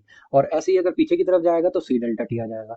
तो सोर्स हमारा क्या बना है, ये स्फीयर बना रहा है। यहाँ पे जो स्फीयर है यहाँ पे ये शॉर्ट वेव्स की तरह काम कर रहा है, जिन्हें हम क्या बोलेंगे, सेकेंडरी वेवलेट बोलेंगे। और जो ये वेव फ्रंट बनेगा सी डेल्टा टी के बाद ए डैश बी डैश, या पीछे की तरफ बनेगा a double dash b double dash, ये हमारे क्या कहला जाएंगे, सेकेंडरी वेव फ्रंट कहला जाएंगे। अब अगर डेफिनेशन के हिसाब से देखें दोबारा, assumption each point on given or primary wavefront act as source of secondary wavelet। जो प्राइमरी वेवफ्रंट पे सोर्सेज हमारे ए बी सी डी, ये हमारा क्या काम कर रहे हैं, सोर्स की तरह काम कर रहे हैं। और किसके लिए सोर्स की तरह काम कर रहे हैं, वेवलेट के लिए सोर्स की तरह काम कर रहे हैं। दूसरा पॉइंट क्या कहता है, new position of wave front called secondary wave front. जो नई पोजीशन आई ए डैश बी डैश और ए double dash b double dash, जो सेकेंडरी वेव फ्रंट आया है वो एनवलप की तरह काम कर रहा है। किसके लिए, सेकेंडरी वेवलेट। सेकेंडरी वेवलेट को क्या कर रहा है, एनक्लोज कर रहा है। तो ये एनवलप की तरह काम कर रहा है। यहाँ पे मेंशन कर दिया, ए बी हमारा प्राइमरी वेव फ्रंट है, ए डैश बी डैश हमारे second, A double B dash और ए डबल डैश बी डैश हमारे क्या है, फॉरवर्ड सेकेंडरी वेव फ्रंट और बैकवर्ड सेकेंडरी वेव फ्रंट है। जो स्फीयर्स बने हुए हैं वो हमारे सेकेंडरी वेवलेट है, और जो ए बी सी डी है हमारे वो क्या है, सोर्सेज की तरह लाई कर रहे हैं। अब हाइगन प्रिंसिपल से हम वेव थ्योरी या वेव थ्योरी के बेसिस पे लॉ ऑफ रिफ्लेक्शन को या लॉ ऑफ रिफ्रैक्शन को प्रूव करते हैं। उसके लिए हमने क्या करा, एक सरफेस ली, लाइट को इंसिडेंट करा है, यहाँ से रिफ्लेक्ट होगी। जो लाइट इंसिडेंट हो रही है वहां पे एक वेव फ्रंट बना, जो कि हमारा क्या है, इंसिडेंट वेव फ्रंट है। ऐसे ही रिफ्लेक्टेड पोर्शन पे हमने क्या माना, रिफ्लेक्टेड वेव फ्रंट माना। नॉर्मल इंसिडेंट रे ने नॉर्मल के साथ एंगल आई बनाया, तो ये एंगल आई होगा। तो इंसिडेंट वेव फ्रंट ने सरफेस के साथ में कितना एंगल बनाया होगा, आई। ये पूरा पोर्शन कितना था, 90, 90 में से आई माइनस करेंगे, 90 माइनस आई आएगा। फिर ये 90 में से 90 माइनस आई करेंगे तो ये आई आ जाएगा। सिमिलरली रिफ्लेक्टेड जो रे होगी उसने नॉर्मल के साथ आर बनाया होगा। ऐसे रिफ्लेक्टेड वेव फ्रंट ने जो आपका सरफेस के साथ में एंगल बनाया होगा वो क्या होगा, आर होगा। इंसिडेंट वेव फ्रंट के किसी भी पॉइंट से अगर हम रिफ्लेक्टेड वेव फ्रंट के किसी भी कॉरस्पॉन्डिंग पॉइंट तक जाते हैं तो हमें सेम टाइम ही लगेगा। मान लो ए से अगर ए डैश जाते हैं तब भी सेम टाइम लगेगा, पी से पी डैश जाते हैं तब भी हमें क्या लगेगा, सेम टाइम लगेगा। तो इसी थ्योरम का यूज करते हैं। तो time taken from a to A dash equals to क्या होगा, time taken from p to p dash. तो ए से ए डैश जाने पे हमारा जो टाइम होगा वो क्या होगा, डिस्टेंस टू स्पीड। स्पीड क्योंकि एयर में काम कर रहा है तो लाइट की स्पीड रहेगी, सी से डिनोट कर देंगे। तो कितना हो जाएगा, ए इंटू ए डैश इंटू सी, ये हो जाएगा डिस्टेंस इनटू स्पीड। और दूसरा टाइम क्या आ जाएगा, डिस्टेंस इनटू स्पीड। सी से सी कैंसिल आउट हो जाएगा। ए डैश की वैल्यू और पी पी डैश की वैल्यू कैसे कैलकुलेट करेंगे, जो ट्राइंगल हमारा ए पी पी डैश बन रहा है इसमें साइन आई की वैल्यू निकालेंगे और ए डैश पी डैश ए में से साइन आर की वैल्यू निकालेंगे। यहाँ से हमारी वैल्यू कितनी आ जाएगी, पी पी डैश की वैल्यू आ जाएगी, और यहाँ से हमारी ए डैश की वैल्यू आ जाएगी, जो कि कितनी हो जाएगी, ए डैश की वैल्यू आ जाएगी A P dash into sine R, और पी पी डैश की वैल्यू हो जाएगी A P dash into sine I. A P dash से A P dash cancel out हो जाएगा, और sine are equals to sine I, इसका मतलब R equals to I. Angle of incidence equals to angle of reflection. और यही हमारा क्या होता है, लॉ ऑफ रिफ्लेक्शन। एक दूसरा आता है हमारा वेव थ्योरी के बेसिस पे हम क्या करेंगे, रिफ्रैक्शन के लॉ को प्रूव करेंगे। और ये हम रियल टू डेंसर के लिए कर रहे हैं। तो लाइट आ रही है रियल मीडियम से denser medium towards the normal जाएगी, और इंसिडेंट रेस पे हमने इंसिडेंट वेव फ्रंट बनाया, ऐसे रिफ्रैक्टेड रेस पे हमने रिफ्रैक्टेड वेव फ्रंट बनाया। ये एंगल हमारा आई हो जाएगा और ये एंगल हमारा आर हो जाएगा। यहाँ पे भी सेम फिनोमेना वही है, इंसिडेंट वेव फ्रंट के किसी पॉइंट से कॉरस्पॉन्डिंग पॉइंट पे रिफ्लेक्टेड वेव फ्रंट के जाने में सेम टाइम पीरियड लगेगा, मतलब ए से ए डैश और पी से पी डैश जाने में सेम टाइम लगेगा। यहाँ पे क्या है, जो एयर है वहां पे स्पीड अलग होगी और ग्लास में स्पीड क्या होगी, अलग होगी। एयर की स्पीड हमने सी मानी हुई है और ग्लास की स्पीड हमने क्या मानी हुई है, यहाँ पे वी मानी हुई है। और जो मीडियम है एयर का उसे ए से डिनोट करा है, ग्लास के मीडियम को हमने बी से डिनोट करा है। तो यही फॉर्मूला यूज करेंगे। तो मान के चलते हैं ए से ए डैश जो डिस्टेंस है वहां कितनी डिस्टेंस आती है, v into t, distance equal to speed into time. ऐसे ही पी से पी डैश वाली यहाँ पे मिस हो गया है, पी से पी डैश वाली डिस्टेंस जो आ जाएगी वो कितनी है, स्पीड इंटू टाइम। स्पीड क्या होगी यहाँ पे सी, और टाइम क्या लेके चल रहा है, सेम टी लेके चल रहा है। फिर ये ट्राइंगल जो ए पी और पी डैश है इसमें साइन आई की वैल्यू निकालेंगे तो आ जाएगी, और ऐसे ही ए डैश और पी डैश में साइन आर की वैल्यू निकालेंगे, ये आ जाएगी। साइन अपॉन साइन आर करेंगे तो ये आ जाएगा a P dash cancel out, p P dash की वैल्यू में पता है c into t, a dash की वैल्यू पता है वी इंटू टी, टी से टी कैंसिल आउट हो जाएगा, बचेगा क्या, सी अपॉन वी। और sine I upon i sine are equals to C by v हमारा क्या होता है, रिफ्रैक्टिव इंडेक्स होता है। तो sine I upon i sine are equals to क्या हो जाएगा, रिफ्रैक्टिव इंडेक्स। यही हमारा क्या होता है, स्नेल्स लॉ। और सेम प्रोसेस के थ्रू हम क्या कर सकते हैं, डेंसर टू रेयर के लिए भी लेके आ सकते हैं। नेक्स्ट हमारा टॉपिक आता है interference of light. Interference of light क्या होता है, जब दो लाइट वेव सुपरपोज होती हैं तो उसकी वजह से नॉन यूनिफॉर्म एनर्जी जो डिस्ट्रीब्यूशन होता है वो क्रिएट हो जाता है, जिसे हम क्या बोलते हैं, इंटरफेरेंस बोलते हैं। The phenomena of non uniform distribution of energy in the medium due to superposition of two light waves. दो लाइट वेव्स की वजह सुपरपोज करने की वजह से जो नॉन यूनिफॉर्म एनर्जी का डिस्ट्रीब्यूशन हो जाता है उस फिनोमेना को हम क्या बोलते हैं, इंटरफेरेंस बोलते हैं। और इंटरफेरेंस के जो कुछ पॉइंट जब आते हैं तो वहां पे किसी भी पॉइंट पे तो इंटेंसिटी ऑफ लाइट मैक्सिमम होगी, जिसे हम क्या बोलते हैं, कंस्ट्रक्टिव इंटरफेरेंस बोलेंगे। और कुछ पॉइंट पे जो इंटेंसिटी होगी लाइट की वो क्या होगी, मिनिमम होगी। उस पॉइंट उसके रीजन्स को हम क्या बोलेंगे, डिस्ट्रक्टिव इंटरफेरेंस बोलेंगे। तो कहीं पे इंटेंसिटी ज्यादा होगी तो कंस्ट्रक्टिव, जहां पे कम होगी उसे डिस्ट्रक्टिव बोलेंगे। और on interference of light waves we obtain alternate bright and dark fringe. और स्क्रीन पे हमें कैसे बैंड्स मिलेंगे, कभी ब्राइट कभी डार्क, कभी ब्राइट कभी डार्क। ये बैंड जो बनेंगे उन्हें हम क्या बोलेंगे, इंटरफेरेंस फ्रिंजेस बोलेंगे। सबसे पहले इनके बारे में यंग्स ने बताया था, उसने एक्सपेरिमेंट किया था, यंग डबल स्लिट एक्सपेरिमेंट। एक सोर्स होगा और सोर्स के बाद दो स्लिट लेगी। स्लिट ऐसे कुछ मान के चल सकते हैं, कार्डबोर्ड है हमारे पास और उसमें बहुत नैरो नैरो होल किए हुए हैं जो कि बहुत कम डिस्टेंस पे रखे हुए हैं, और एक बिल्कुल डार्क रूम है, और एक मोनोक्रोमेटिक सोर्स हमने लिया और उन होल में से लाइट पास करी और एक हमने स्क्रीन लगा रखी है। तो स्क्रीन पे हमें क्या दिखाएंगे, बैंड्स दिखाई देंगे कुछ, जिन्हें हम क्या बोलते हैं, फ्रिंजेस। तो यहाँ पे बता रखा है कि a source of monochromatic light S is use for illuminating two narrow slits S1 and S2। और हाइगन प्रिंसिपल के बेसिस पे क्या यूज करेंगे, जो S1 और S2 हुआ, अब ये भी किसकी तरह काम करेंगे, सोर्स की तरह ही काम करेंगे और जो लाइट को इल्यूमिनेट करेंगे। तो और दोनों स्लिट जो है एस सोर्स है वो इक्वल डिस्टेंस पे रखी हुई है। अब यहाँ से हमने डार्क लाइन को मैंने क्या माना है, क्रस्ट माना हुआ है, और डॉटेड लाइन को मैंने क्या माना हुआ है, ट्रफ माना है। तो इसमें वेव में आपका क्रस्ट और ट्रफ आता ही है। तो यहाँ से क्रस्ट और ट्रफ, जब क्रस्ट क्रस्ट से मिलेगा या ट्रफ ट्रफ से मिल रहा होगा, दो वेव्स में जब ऐसा क्रस्ट क्रस्ट से मिल रहा होगा और ट्रफ ट्रफ से मिल रहा होगा, तब इंटेंसिटी क्या हो जाएगी, मैक्सिमम हो जाएगी। और इंटेंसिटी मैक्सिमम होगी तो उसका मतलब कंस्ट्रक्टिव इंटरफेरेंस हो रहा होगा। और जब crest of one wave falls on the trough of other, या trough of one wave falls on the crest of other, तब आपकी इंटेंसिटी क्या हो जाएगी, कम हो जाएगी, और एम्पलीट्यूड भी क्या हो जाएगा, कम हो जाएगा। तब आपका क्या जाएगा, डिस्ट्रक्टिव इंटरफेरेंस। और स्क्रीन के बिल्कुल सेंटर पे हमेशा हमें ब्राइट लाइट ही मिलेगी, मतलब कि कंस्ट्रक्टिव इंटरफेरेंस ही मिलेगा। और जो बैंड्स बन रहे हैं B1 D1 ये ऐसे बन रहे हैं, इन्हें हम फ्रिंजेस बोलते हैं। तो डायग्राम में क्लियरली शो करा हुआ है, जहाँ पे ट्रफ ट्रफ से और क्रस्ट क्रस्ट से मिल रहा है तो वो क्या मिल रहा होगा, ब्राइट। और जहाँ पे क्रस्ट ट्रफ या ट्रफ क्रस्ट मिल रहे होंगे वहां पे क्या मिल रहा है, हमें डार्क मिल रहा है। अब अगर हमें सेम विड्थ की और सेम एम्पलीट्यूड की आपका फ्रिंजेस चाहिए होते हैं, तो हमें सस्टेन इंटरफेरेंस एक फिनोमेना होता है, उसका यूज करना पड़ता है। तो सस्टेन इंटरफेरेंस एक्चुअल में होता क्या है, सस्टेन में the interference pattern in which position of maximum and minimum intensity of light remain fixed at all points on the screen. जब हर पॉइंट पे स्क्रीन के जो विड्थ होती है किसकी, मैक्सिमम और मिनिमम इंटेंसिटी की सेम हो जाए, तो वो आपका क्या कहला जाता है, सस्टेन इंटरफेरेंस कहला जाता है। और सस्टेन इंटरफेरेंस के लिए हमारी कुछ कंडीशंस होती हैं। कंडीशन क्या क्या होती है, पहले दोनों सोर्स क्या होने चाहिए, कंटिन्यूसली एमिट होना चाहिए, कंटिन्यूसली लाइट को एमिट करनी चाहिए। ऐसा ना हो थोड़ी देर बाद एक स्लिट बन जाए या थोड़ी देर बाद दूसरी स्लिट बनाए, कंटिन्यूसली एमिट करेंगे। वेवलेंथ जो लाइट यूज कर रहे हैं उन दोनों की सेम होनी चाहिए, एम्पलीट्यूड सेम होना चाहिए, और या दोनों वेव का जो फेज डिफरेंस है वो या तो कांस्टेंट हो या बिल्कुल दोनों के दोनों सेम फेज में हो। और दोनों जो सोर्सेज S1 और S2 हैं वो क्या हो, क्लोजली लाई करने चाहिए, और उनका जो ओपनिंग पोर्शन है वो भी क्या होना चाहिए, नैरो होना चाहिए। अगर ये कंडीशन सारी है हमारे पास तो सस्टेन इंटरफेरेंस होगा, मतलब कि ब्राइट और डार्क की जो विड्थ आएगी वो हमेशा सेम आएगा, और पैटर्न भी हमेशा क्या आएगा, सेम आएगा, वरना नहीं आएगा। एक टर्म इसमें और आती है कॉरेंट सोर्सेज। कॉरेंट सोर्सेज, अगर हम कॉरेंट सोर्सेज का यूज करते हैं तभी हमें सस्टेन इंटरफेरेंस मिलेगा। कॉरेंट सोर्सेज कौन से होते हैं, ऐसे सोर्सेज जिनकी जो लाइट, जिसमें लाइट एमिट कर रही हो वो हमेशा सेम फ्रीक्वेंसी वाली लाइट हो और सेम वेवलेंथ। वेवलेंथ मतलब कि कलर भी क्या हो, सेम हो। ऐसा ना हो कि कलर दोनों स्लिट्स का अलग अलग हो जाए, सेम होना चाहिए। तो सेम फ्रीक्वेंसी और सेम वेवलेंथ और स्टेबल फेज डिफरेंस अगर होगा तो वो आपके कॉरेंट सोर्स कहला जाएंगे।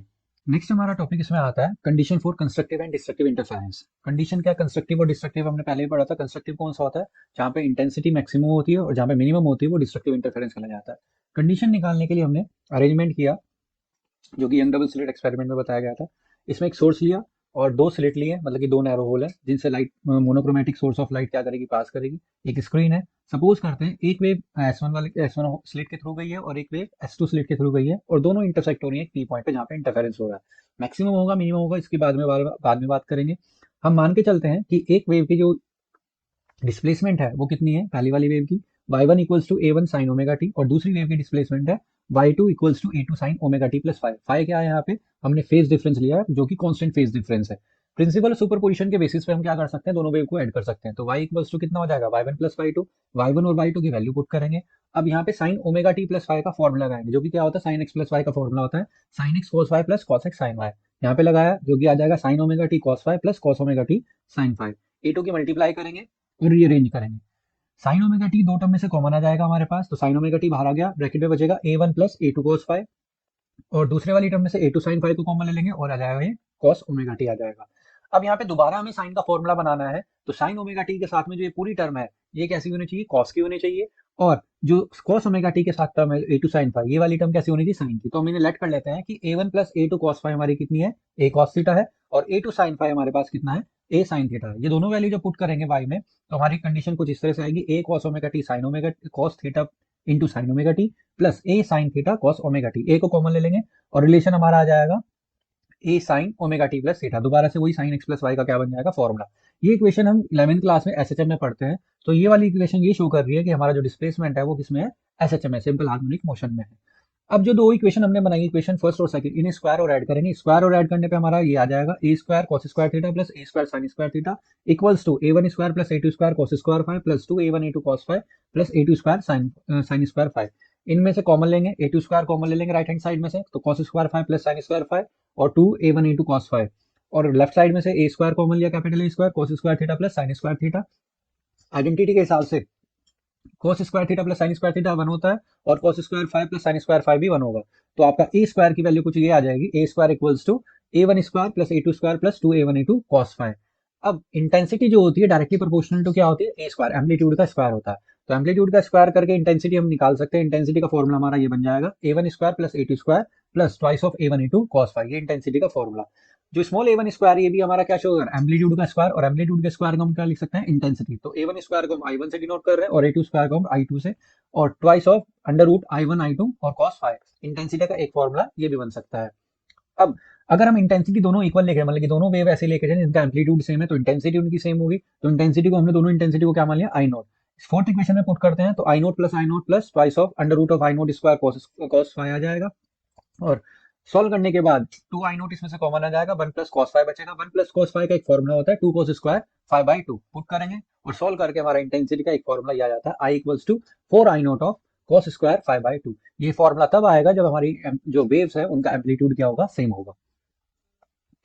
अब हमें इसमें कंडीशन निकालनी थी कंस्ट्रक्टिव इंटरफेरेंस और डिस्ट्रक्टिव। कंस्ट्रक्टिव इंटरफेरेंस तब होगा जब हमारी इंटेंसिटी मैक्सिमम होती है। इंटेंसिटी का हमने एक फॉर्मूला निकाला था ऊपर, इंटेंसिटी मैक्सिमम तभी हो सकती है जब cos फाइव की वैल्यू भी क्या होगी, मैक्सिमम, और cos फाइव की वैल्यू मैक्सिमम क्या होती है, 1 होती है। तो हमने मान लिया cos फाइव की वैल्यू क्या है, यहाँ पे 1 है, और cos फाइव 1 को सॉल्व जब करेंगे तो फाइव की वैल्यू यहाँ से क्या निकल के आ जाएगी, 2n पाई, और n यहाँ पे क्या हो सकता है, 0 1 2 3 4 कुछ भी हो सकता है। तो हमारी एक कंडीशन क्या आ जाती है कंस्ट्रक्टिव इंटरफेरेंस की, जब हमारा फेज एंगल जो होगा वो क्या होगा, 2n पाई होगा। एक हमने 11th क्लास में फॉर्मूला पढ़ा था, अगर x हमारा पाथ डिफरेंस है दो वेव के बीच में, तो हमारा जो फाई होता है वो किसके इक्वल होगा, 2 pi by lambda into x. 2 pi by lambda क्या होता है, वेव नंबर होता है। तो एक फॉर्मूला हमें याद करना पड़ेगा।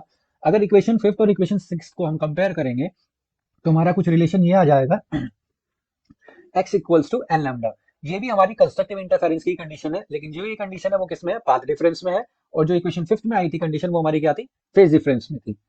अब हम डिस्ट्रक्टिव इंटरफेरेंस के लिए, डिस्ट्रक्टिव इंटरफेरेंस तब होता है जब हमारा इंटेंसिटी क्या होती है, मिनिमम होती है, और मिनिमम इंटेंसिटी यहाँ पे कब आ सकती है, जब cos फाइव की वैल्यू नेगेटिव हो। तो cos फाइव इक्वल्स टू 1, तो फाइव की वैल्यू सॉल्व करके हमारा आ जाएगी 2n प्लस 1 ब्रैकेट में, और बाहर के आ जाएगा पाई, और n की वैल्यू वहीं पे 0 1 2 3 होगी। ये हमारी कंडीशन किसकी आ जाती है, डिस्ट्रक्टिव इंटरफेरेंस की कंडीशन आ जाती है। एक और कंडीशन निकाल सकते हैं पाथ डिफरेंस की फॉर्म में, अगर इक्वेशन 8 को और इक्वेशन 6 को हम क्या कर दें, इक्वेट कर दें। इक्वेट करने पे हमारे रिलेशन कुछ क्या बैठेगा, x equals to 2n plus 1 और ब्रैकेट में लैम्डा बाय 2। ये हमारी कंडीशन कौन सी है, डिस्ट्रक्टिव इंटरफेरेंस की कंडीशन आ जाएगी, जो कि पाथ डिफरेंस में आएगी।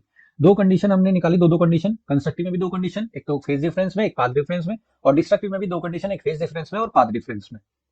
ये हमारा टॉपिक कंप्लीट हो जाता है। नेक्स्ट टॉपिक हमारा आता है इंटरफेरेंस फ्रिंजेस। इंटरफेरेंस फ्रिंजेस क्या होता है, जो पैटर्न बनता है डार्क और ब्राइट फ्रिंजेस का, जो बैंड्स का पैटर्न बनता है उसे हम फ्रिंजेस बोलते हैं। उनकी विड्थ हमें निकालनी है। विड्थ निकालने के लिए हमें क्या चाहिए, उनकी डिस्प्लेसमेंट चाहिए, जो कि सेंटर से। कैसे निकालेंगे, दोबारा स्लिट लेके चल रहे हैं, S1 S2, स्लिट्स के बीच की डिस्टेंस कितनी है, स्मॉल डी है, क्यू इनका मिड पॉइंट है, तो जो स्मॉल डी है वो दो पार्ट में ब्रेक हो जाएगी, डी बाई टू। अब जो स्लिट और स्क्रीन के बीच की डिस्टेंस है वो कैपिटल डी मानी हुई है। सेंटर पे हमारी क्या बनती है, कंस्ट्रक्टिव इंटरफेरेंस, मतलब कि ब्राइट बनता है, और ओ से पी पे, जहां पे दोनों वेव मीट कर रही हैं, उसकी डिस्टेंस हम क्या मान के चल रहे हैं भाई, पी पे कंस्ट्रक्टिव इंटरफेरेंस भी हो सकता है या डिस्ट्रक्टिव, कंडीशन के हिसाब से देखेंगे। अब जो हमारा पाथ डिफरेंस होगा यहाँ पे, एक वेव जो S1P है और जो S2P है, S2P वेव का जो डिस्प्लेसमेंट है वो क्या है, ज्यादा है S1P से। तो कहीं ना कहीं इसमें क्या आ रहा है, S2P ज्यादा ट्रेवल कर रही है, मतलब इसका पाथ क्या है, ज्यादा। तो पाथ में कहीं ना कहीं क्या आ रहा है, डिफरेंस आ रहा है। उसके लिए हम एक परपेंडिकुलर डाल देते हैं, और जो यहाँ से ये डिस्टेंस बची हुई ये वाली, ये डिस्टेंस हम क्या मान के चल रहे हैं, एक्स, जिसे हम क्या बोल रहे हैं, पाथ डिफरेंस। तो जो पाथ डिफरेंस होगा वो कैसे कैलकुलेट करेंगे, S2P माइनस S1P से कैलकुलेट करेंगे। और इसे निकालने के लिए हम दो ट्राइंगल लेके चल रहे हैं, एक S1A और P वाला ट्राइंगल, इसमें पाइथागोरस थ्योरम लगाएंगे। पाइथागोरस थ्योरम लगाने के बाद कितना आ जाएगा, S1P का whole square equals to d capital D square plus y minus d by two का होल स्क्वायर। और एक ट्राइंगल लेके चलेंगे S2PB, और इसमें पाइथागोरस थ्योरम लगाएंगे तो क्या आ जाएगा, S2P का whole square equals to capital D square plus y plus d by two का होल स्क्वायर। और S2P का होल स्क्वायर माइनस S1P का होल स्क्वायर करेंगे तो डी कैपिटल डी स्क्वायर से कैपिटल डी स्क्वायर कट जाएगा, बाकी को हम क्या करेंगे सॉल्व करेंगे। ए स्क्वायर माइनस बी स्क्वायर का फॉर्मूला लगाएंगे तो आ जाएगा S2P माइनस S1P और S2P प्लस S1P, और राइट हैंड साइड सॉल्व करके हमारा क्या आएगा 2y स्मॉल डी आ जाएगा। S2P माइनस S1P हमारा पाथ डिफरेंस है जिसे x से डिनोट कर देंगे और बाकी सारा एज इट इज रहेगा। प्रैक्टिस में हम ये मान के चलते हैं जो हमारा पॉइंट P है वो O के बहुत क्लोजली लाई कर रहा है। अगर पॉइंट P O के बहुत क्लोजली लाई कर रहा है तो S2P की वैल्यू और S1P की वैल्यू किसके इक्वल होगी, स्लिट और स्क्रीन के बीच के डिस्टेंस के इक्वल होगी। तो उसे हम कैपिटल डी से डिनोट कर देंगे। तो ऊपर वाली इक्वेशन में हम क्या करेंगे x S2P की वैल्यू कैपिटल डी, S1P की वैल्यू कैपिटल डी, सॉल्व करके हमारा कितना आ जाएगा x equals to small Y D upon capital D आ जाएगा। अब अगर हमें कंस्ट्रक्टिव इंटरफेरेंस की कंडीशन निकालनी है तो इस इक्वेशन को कंस्ट्रक्टिव इंटरफेरेंस की कंडीशन के साथ इक्वेट करेंगे, और कंस्ट्रक्टिव इंटरफेरेंस हमने एक इक्वेशन निकाली थी x equals to n lambda, उसके साथ हम इक्वेट करने, इक्वेट करने पे हमारी कंडीशन क्या आ जाएगी y equals to n lambda capital D upon small d, और nth फ्रिंज के लिए लेके चलेंगे 0 1 2 3 4 के लिए निकाल सकते हैं, फिर nth के लिए निकालेंगे तो यही हमारी कंडीशन आ जाएगी n lambda capital D upon small d. तो ये कंडीशन तो हमारी कौन सी आ रही है, कंस्ट्रक्टिव की डिस्प्लेसमेंट आ रही है। अगर ऐसी डिस्ट्रक्टिव की निकालनी है तो कैसे निकालेंगे, जो हमारी इक्वेशन आई थी इक्वेशन फर्स्ट, इसे किससे इक्वेट करेंगे, जो डिस्ट्रक्टिव की इक्वेशन आई थी हमारे पास x equals to 2n+1 lambda by 2, sorry हाँ लैम्डा बाई 2, इस वाली कंडीशन को हम क्या करेंगे इक्वेट कर देंगे इस इक्वेशन फर्स्ट से। तो हमारी y की वैल्यू यहाँ से कितनी आ जाएगी 2n+1 lambda capital D upon small 2d, और nth फ्रिंज के लिए लेके चलेंगे तो y n dash equals to 2n+1 lambda capital D upon small d. y n dash इसलिए लिया है, y n कंस्ट्रक्टिव के लिए लेके चल रहे थे और y n डैश डिस्ट्रक्टिव के लिए मिनिमम के लिए लेके चल रहे हैं। अब दोनों हमारे पास डिस्प्लेसमेंट आ गई है। अब हमें निकालनी है विड्थ। विड्थ कैसे कैलकुलेट करेंगे, दो डार्क के बीच में कौन सी आपकी फ्रिंज होगी, ब्राइट होगी, और दो ब्राइट के बीच में कौन सी होगी, डार्क होगी। तो अगर हमें डार्क फ्रिंज निकालनी है तो nth ब्राइट में से हमें क्या करना है, उससे पहले वाली ब्राइट की इक्वेशन को क्या करना पड़ेगा, माइनस करना पड़ेगा। तो ब्राइट की इक्वेशन मैंने yn से डिनोट करी थी, तो yn minus yn minus 1, last bright में से उससे पहले वाली ब्राइट माइनस करेंगे तो डार्क की विड्थ आ जाएगी, जो कि सॉल्व करके आएगी lambda capital D upon D. ये n पे डिपेंड नहीं कर रहा है, केवल वेवलेंथ पे और स्लिट और स्क्रीन के बीच के डिस्टेंस पे और दो स्लिट की बीच के डिस्टेंस पे डिपेंड कर रहा है। दूसरा, अगर विड्थ ऑफ ब्राइट फ्रिंज निकालनी है तो दो डार्क की माइनस करेंगे, तो डार्क के लिए हमने y डैश लिखा था तो उससे पहले वाली माइनस कर देंगे, ये भी सॉल्व करके कितनी आएगी lambda capital D upon small d. और सेंट्रल विड्थ के लिए कितना आ जाएगा twice of y note dash. y note dash कौन सा था, किसके लिए लेके चल रहे हैं, फर्स्ट डार्क के लिए लेके चल रहे हैं, तो ट्वाइस आधा ऊपर होगा एक्सिस से और आधा नीचे होगा, इसलिए ट्वाइस लेके चल रहे हैं। तो सॉल्व करेंगे तो ये भी क्या आ जाएगा, सेम आ जाएगा लैम्डा कैपिटल डी अपॉन। तीनों की विड्थ क्या आ रही है, सेम आ रही है, तीनों की विड्थ का सेम का मतलब सस्टेन इंटरफेरेंस हो रहा है, पैटर्न भी क्या बन रहा है, सस्टेन इंटरफेरेंस हो रहा है, इस वजह से आपका क्या बन रहा है, ये विड्थ सारी की सारी फ्रिंज विड्थ सेम आ रही है। अब यहाँ पे कुछ हमें पता लगता है, नोट लिखा हुआ है यहाँ पे, इससे कंक्लूजन क्या क्या निकलता है, फ्रिंजेस ऑब्टेन इन YDSC young double slit experiment से जो फ्रिंजेस निकाली हैं वो सारी की सारी शेप कैसी होती है, हाइपरबोलिक शेप में होती है। लेकिन अगर स्मॉल इंटरफेरेंस पैटर्न के लिए देखें तो फ्रिंजेस कैसे दिखाई देंगी, स्ट्रेट अपीयर होंगी। वैसे तो नॉर्मल क्या आती है, हाइपरबोलिक, लेकिन अगर स्मॉल इंटरफेरेंस पैटर्न के लिए देखेंगे तो स्ट्रेट आता है। फॉर एप्रिशिएबल फ्रिंज, अगर हमें ठीक ठाक फ्रिंज विड्थ चाहिए तो कैपिटल डी को हमें लार्ज करना पड़ेगा और स्मॉल डी को हमें कम करना पड़ेगा, जो कि इक्वेशन के हिसाब से पता भी चलता है। और एंगुलर फ्रिंज विड्थ जो होती है वो कितनी होती है, theta equals to beta upon D. Beta यहाँ पे फ्रिंज विड्थ है, वैल्यू हम पुट कर सकते lambda capital D upon small d, capital D नीचे से कट जाएगा, सोल्व करके आएगा लैम्डा अपॉन स्मॉल डी, ये हमारा एंगुलर विड्थ आती है फ्रिंज की। और अगर इस पूरे के पूरे अरेंजमेंट को हम किसी लिक्विड में अगर डिप कर देते हैं तो उसका मतलब वहां पे वेवलेंथ कम हो जाएगी, अगर वेवलेंथ कम होती है तो फ्रिंज विड्थ भी कम हो ही जाएगी। तो on immersing apparatus in a liquid the wavelength of light decreases और fringe width also decreases। और इसके लिए आपका ये डायग्राम है, सारी की सारी fringe width क्या आ रही है, कांस्टेंट आ रही है, ठीक है जी। तो ये मतलब कि क्या शो कर रहा है डायग्राम भी आपका, कि सस्टेन इंटरफेरेंस की वजह से हो रहा है। इसमें नेक्स्ट टॉपिक आता है interference and conservation of energy. अभी इंटरफेरेंस कंजर्वेशन ऑफ एनर्जी को फॉलो करता है नहीं करता, तो उसके लिए हमने क्या माना, the phenomena of interference does not violate the law of conservation of energy, मतलब ये कंजर्वेशन ऑफ एनर्जी को क्या करता है, फॉलो करता है interference. The light energy which disappear at the position of minimum appear eight position of maxima. अगर light कहाँ पे डिसअपीयर हो रही है, मिनिमा पे डिसअपीयर हो रही है, तो वो अपीयर कहाँ पे होगी, मैक्सिमा पे। मिनिमा पे डिसअपीयर और मैक्सिमा पे अपीयर हो रही है, तो मतलब कि ये क्या शो कर रहा है, कंजर्वेशन ऑफ एनर्जी को शो करेगा। उसके लिए हमने दो सोर्सेज लाइट के लिए, जिनका सोर्सेज ऑफ लाइट से जो लाइट निकल रही है, वेव निकल रही है, उनका एम्पलीट्यूड A1 और A2 है स्मॉल में। If there is no interference, अगर इंटरफेरेंस नहीं हो रहा है तो उनकी इंटेंसिटी कितनी आएगी, दोनों को ऐड कर देंगे, I equals to I1 plus I2। Intensity amplitude का स्क्वायर होता है, तो I1 की वैल्यू क्या हो जाएगी, A1 स्क्वायर, और I2 की वैल्यू A2 स्क्वायर। तो हमारी सॉल्व करके इंटेंसिटी कितनी आई है, A1 square plus A2 square. अगर हम मान के चलते हैं कि इंटरफेरेंस हो रहा है, इन दोनों सोर्सेज से इंटरफेरेंस हो रहा है, तो इसमें क्या हो रहा है, एक बार मैक्सिमा एक बार मिनिमम। तो मैक्सिमम इंटेंसिटी का हमारे पास फॉर्मूला होता है A1 प्लस A2 का होल स्क्वायर, मिनिमम इंटेंसिटी का होता है A1 माइनस A2 का होल स्क्वायर। अगर हम एवरेज लें तो एवरेज क्या आएगा, I max plus I minimum upon 2। तो सॉल्व करेंगे इनकी वैल्यूज पुट करके, तो ये भी सॉल्व करके कितना आ जाएगा, a1 square plus a2 square. Interference में भी ये इंटेंसिटी आ रही है और बिना इंटरफेरेंस के भी यही क्या आ रही है, इंटेंसिटी। मतलब कि अगर लाइट मिनिमा पे डिसअपियर हो रही है तो अपीयर कहाँ हो रही है, मैक्सिमा पे अपीयर हो रही है। इसका मतलब ये कंजर्वेशन ऑफ एनर्जी को फॉलो करता है इंटरफेरेंस पैटर्न। तो आपका इंटरफेरेंस क्या हो जाता है, यहाँ पे खत्म हो जाता है। नेक्स्ट हमारा टॉपिक रिलेट करता है डिफ्रैक्शन। अब ये डिफ्रैक्शन क्या फिनोमेना होता है, जब इंटरफेरेंस में क्या था, लाइट का सुपरपोज होना। जब लाइट सुपरपोज करती है तो एनर्जी का जो यूनिफॉर्म एनर्जी डिस्ट्रीब्यूशन है वो क्रिएट हो जाता है, कभी मैक्सिमा कभी मिनिमा, तो उसे हम क्या बोलते हैं, इंटरफेरेंस बोलते हैं। डिफ्रैक्शन में क्या होता है, the phenomena of bending of light round the sharp corners and spreading into the region of geometrical shadow. जब लाइट कॉर्नर से बैंड होके एक ज्योमेट्रिकल शैडो फॉर्म करती है उसे हम क्या बोलते हैं, डिफ्रैक्शन पैटर्न। ये दो तरीके से हो सकते हैं। एक तरीका हो सकता है कि हमारा सोर्स यहाँ पे और ऑब्स्टेकल यहाँ पे रखा हुआ है, तो लाइट की इंटेंसिटी ऐसे आएगी, यहाँ से कॉर्नर से बैंड होगी और ज्योमेट्रिकल शैडो फॉर्म कर देगी यहाँ पे। एक हो सकता है कि हमारे पास क्या स्लिट है, स्लिट में क्या होगा, ये हमारे पास होल होगा, यहाँ से सोर्स पास करेगा तो इन कॉर्नर से क्या करेगी, लाइट बेंड कर जाएगी। तो एक को जिसमें क्या होता है, स्लिट में इसके बीच में से पास कर रही है, वेव फ्रंट पास कर रहा होता है, तो उसे तो बोलते हैं फ्रोनहोफर डिफ्रैक्शन। और जिसमें ऑब्स्टेकल रखा होता है उसे बोलते हैं फ्रेस्नेल डिफ्रैक्शन। फ्रोनहोफर में स्लिट थी, सोर्स था, कॉर्नर से बैंड हुई लाइट और यहाँ पे क्या बना देगी, ज्योमेट्रिकल शैडो। इन रीजन में ज्योमेट्रिकल शैडो बन जाएगा। और ऑब्स्टेकल वाले में क्या था, ज्योमेट्रिकल शैडो इसके बिल्कुल पीछे बनेगा यहाँ पे। तो ये फ्रेस्नेल डिफ्रैक्शन कहला जाता है। डिफ्रैक्शन एट सिंगल स्लिट में आपको डायग्राम देखना है। डायग्राम देखने के लिए हमें क्या फ्रोनोफोर डिफ्रैक्शन करना पड़ेगा सिंगल स्लिट से, तो उसके लिए वेव फ्रंट बनानी पड़ेगी। वेव फ्रंट कैसे बनाएंगे, यहाँ पे एक लेंस लेंगे जिसके सोर्स पर, जिसके फोकस पे हमारा सोर्स रखा होगा, ठीक है। तो सोर्स फोकस पे रखा हुआ है तो रेज क्या हो जाएंगी, पैरेलल। पैरेलल रेज हमारे प्लेन वेव फ्रंट, इस प्लेन वेव फ्रंट को स्लिट के बीच में से पास कराएंगे। तो सेंटर पे तो दूसरे लेंस के बिल्कुल जैसे पैरेलल रेज आएंगी तो कन्वर्ज होकर फोकस पे मीट करेंगे। ओ पे तो क्या मिलेगा हमें, सबसे ज्यादा ब्राइटनेस इंटेंसिटी मिलेगी, सबसे ज्यादा intensity of light O point मिलेगी, सबसे ज्यादा ब्राइट यहीं पे होगा। और सपोज कर देते हैं कॉर्नर, स्लिट के कॉर्नर से बैंड होकर लाइट पी पॉइंट पे क्या करती है, इंटरसेक्ट होती है, और ओ से पी तक की डिस्टेंस कितनी है, वाई है। यहाँ पे भी दो ही केस चलते हैं, या तो मैक्सिमम होगा या मिनिमम होगा। आपको इसका डेरिवेशन नहीं करना, केवल आपको फॉर्मूला याद करना है। Distance of nth minimum from O, अगर nth मिनिमम की डिस्टेंस निकालनी है तो ये हो जाएगी n lambda capital D upon A. और ये क्या होगा, यहाँ पे स्लिट के बीच की डिस्टेंस है, कैपिटल डी स्लिट और स्क्रीन के बीच की डिस्टेंस है, लैम्डा वेवलेंथ है, और n यहाँ पे क्या होगा, प्रिंसिपल क्वांटम नंबर होंगे आपके। और distance of nth maximum, maximum की इक्वेशन क्या जाती है, y n dash equals to 2n+1 lambda capital D upon 2a। ये केवल दोनों फॉर्मूले याद रखने हैं।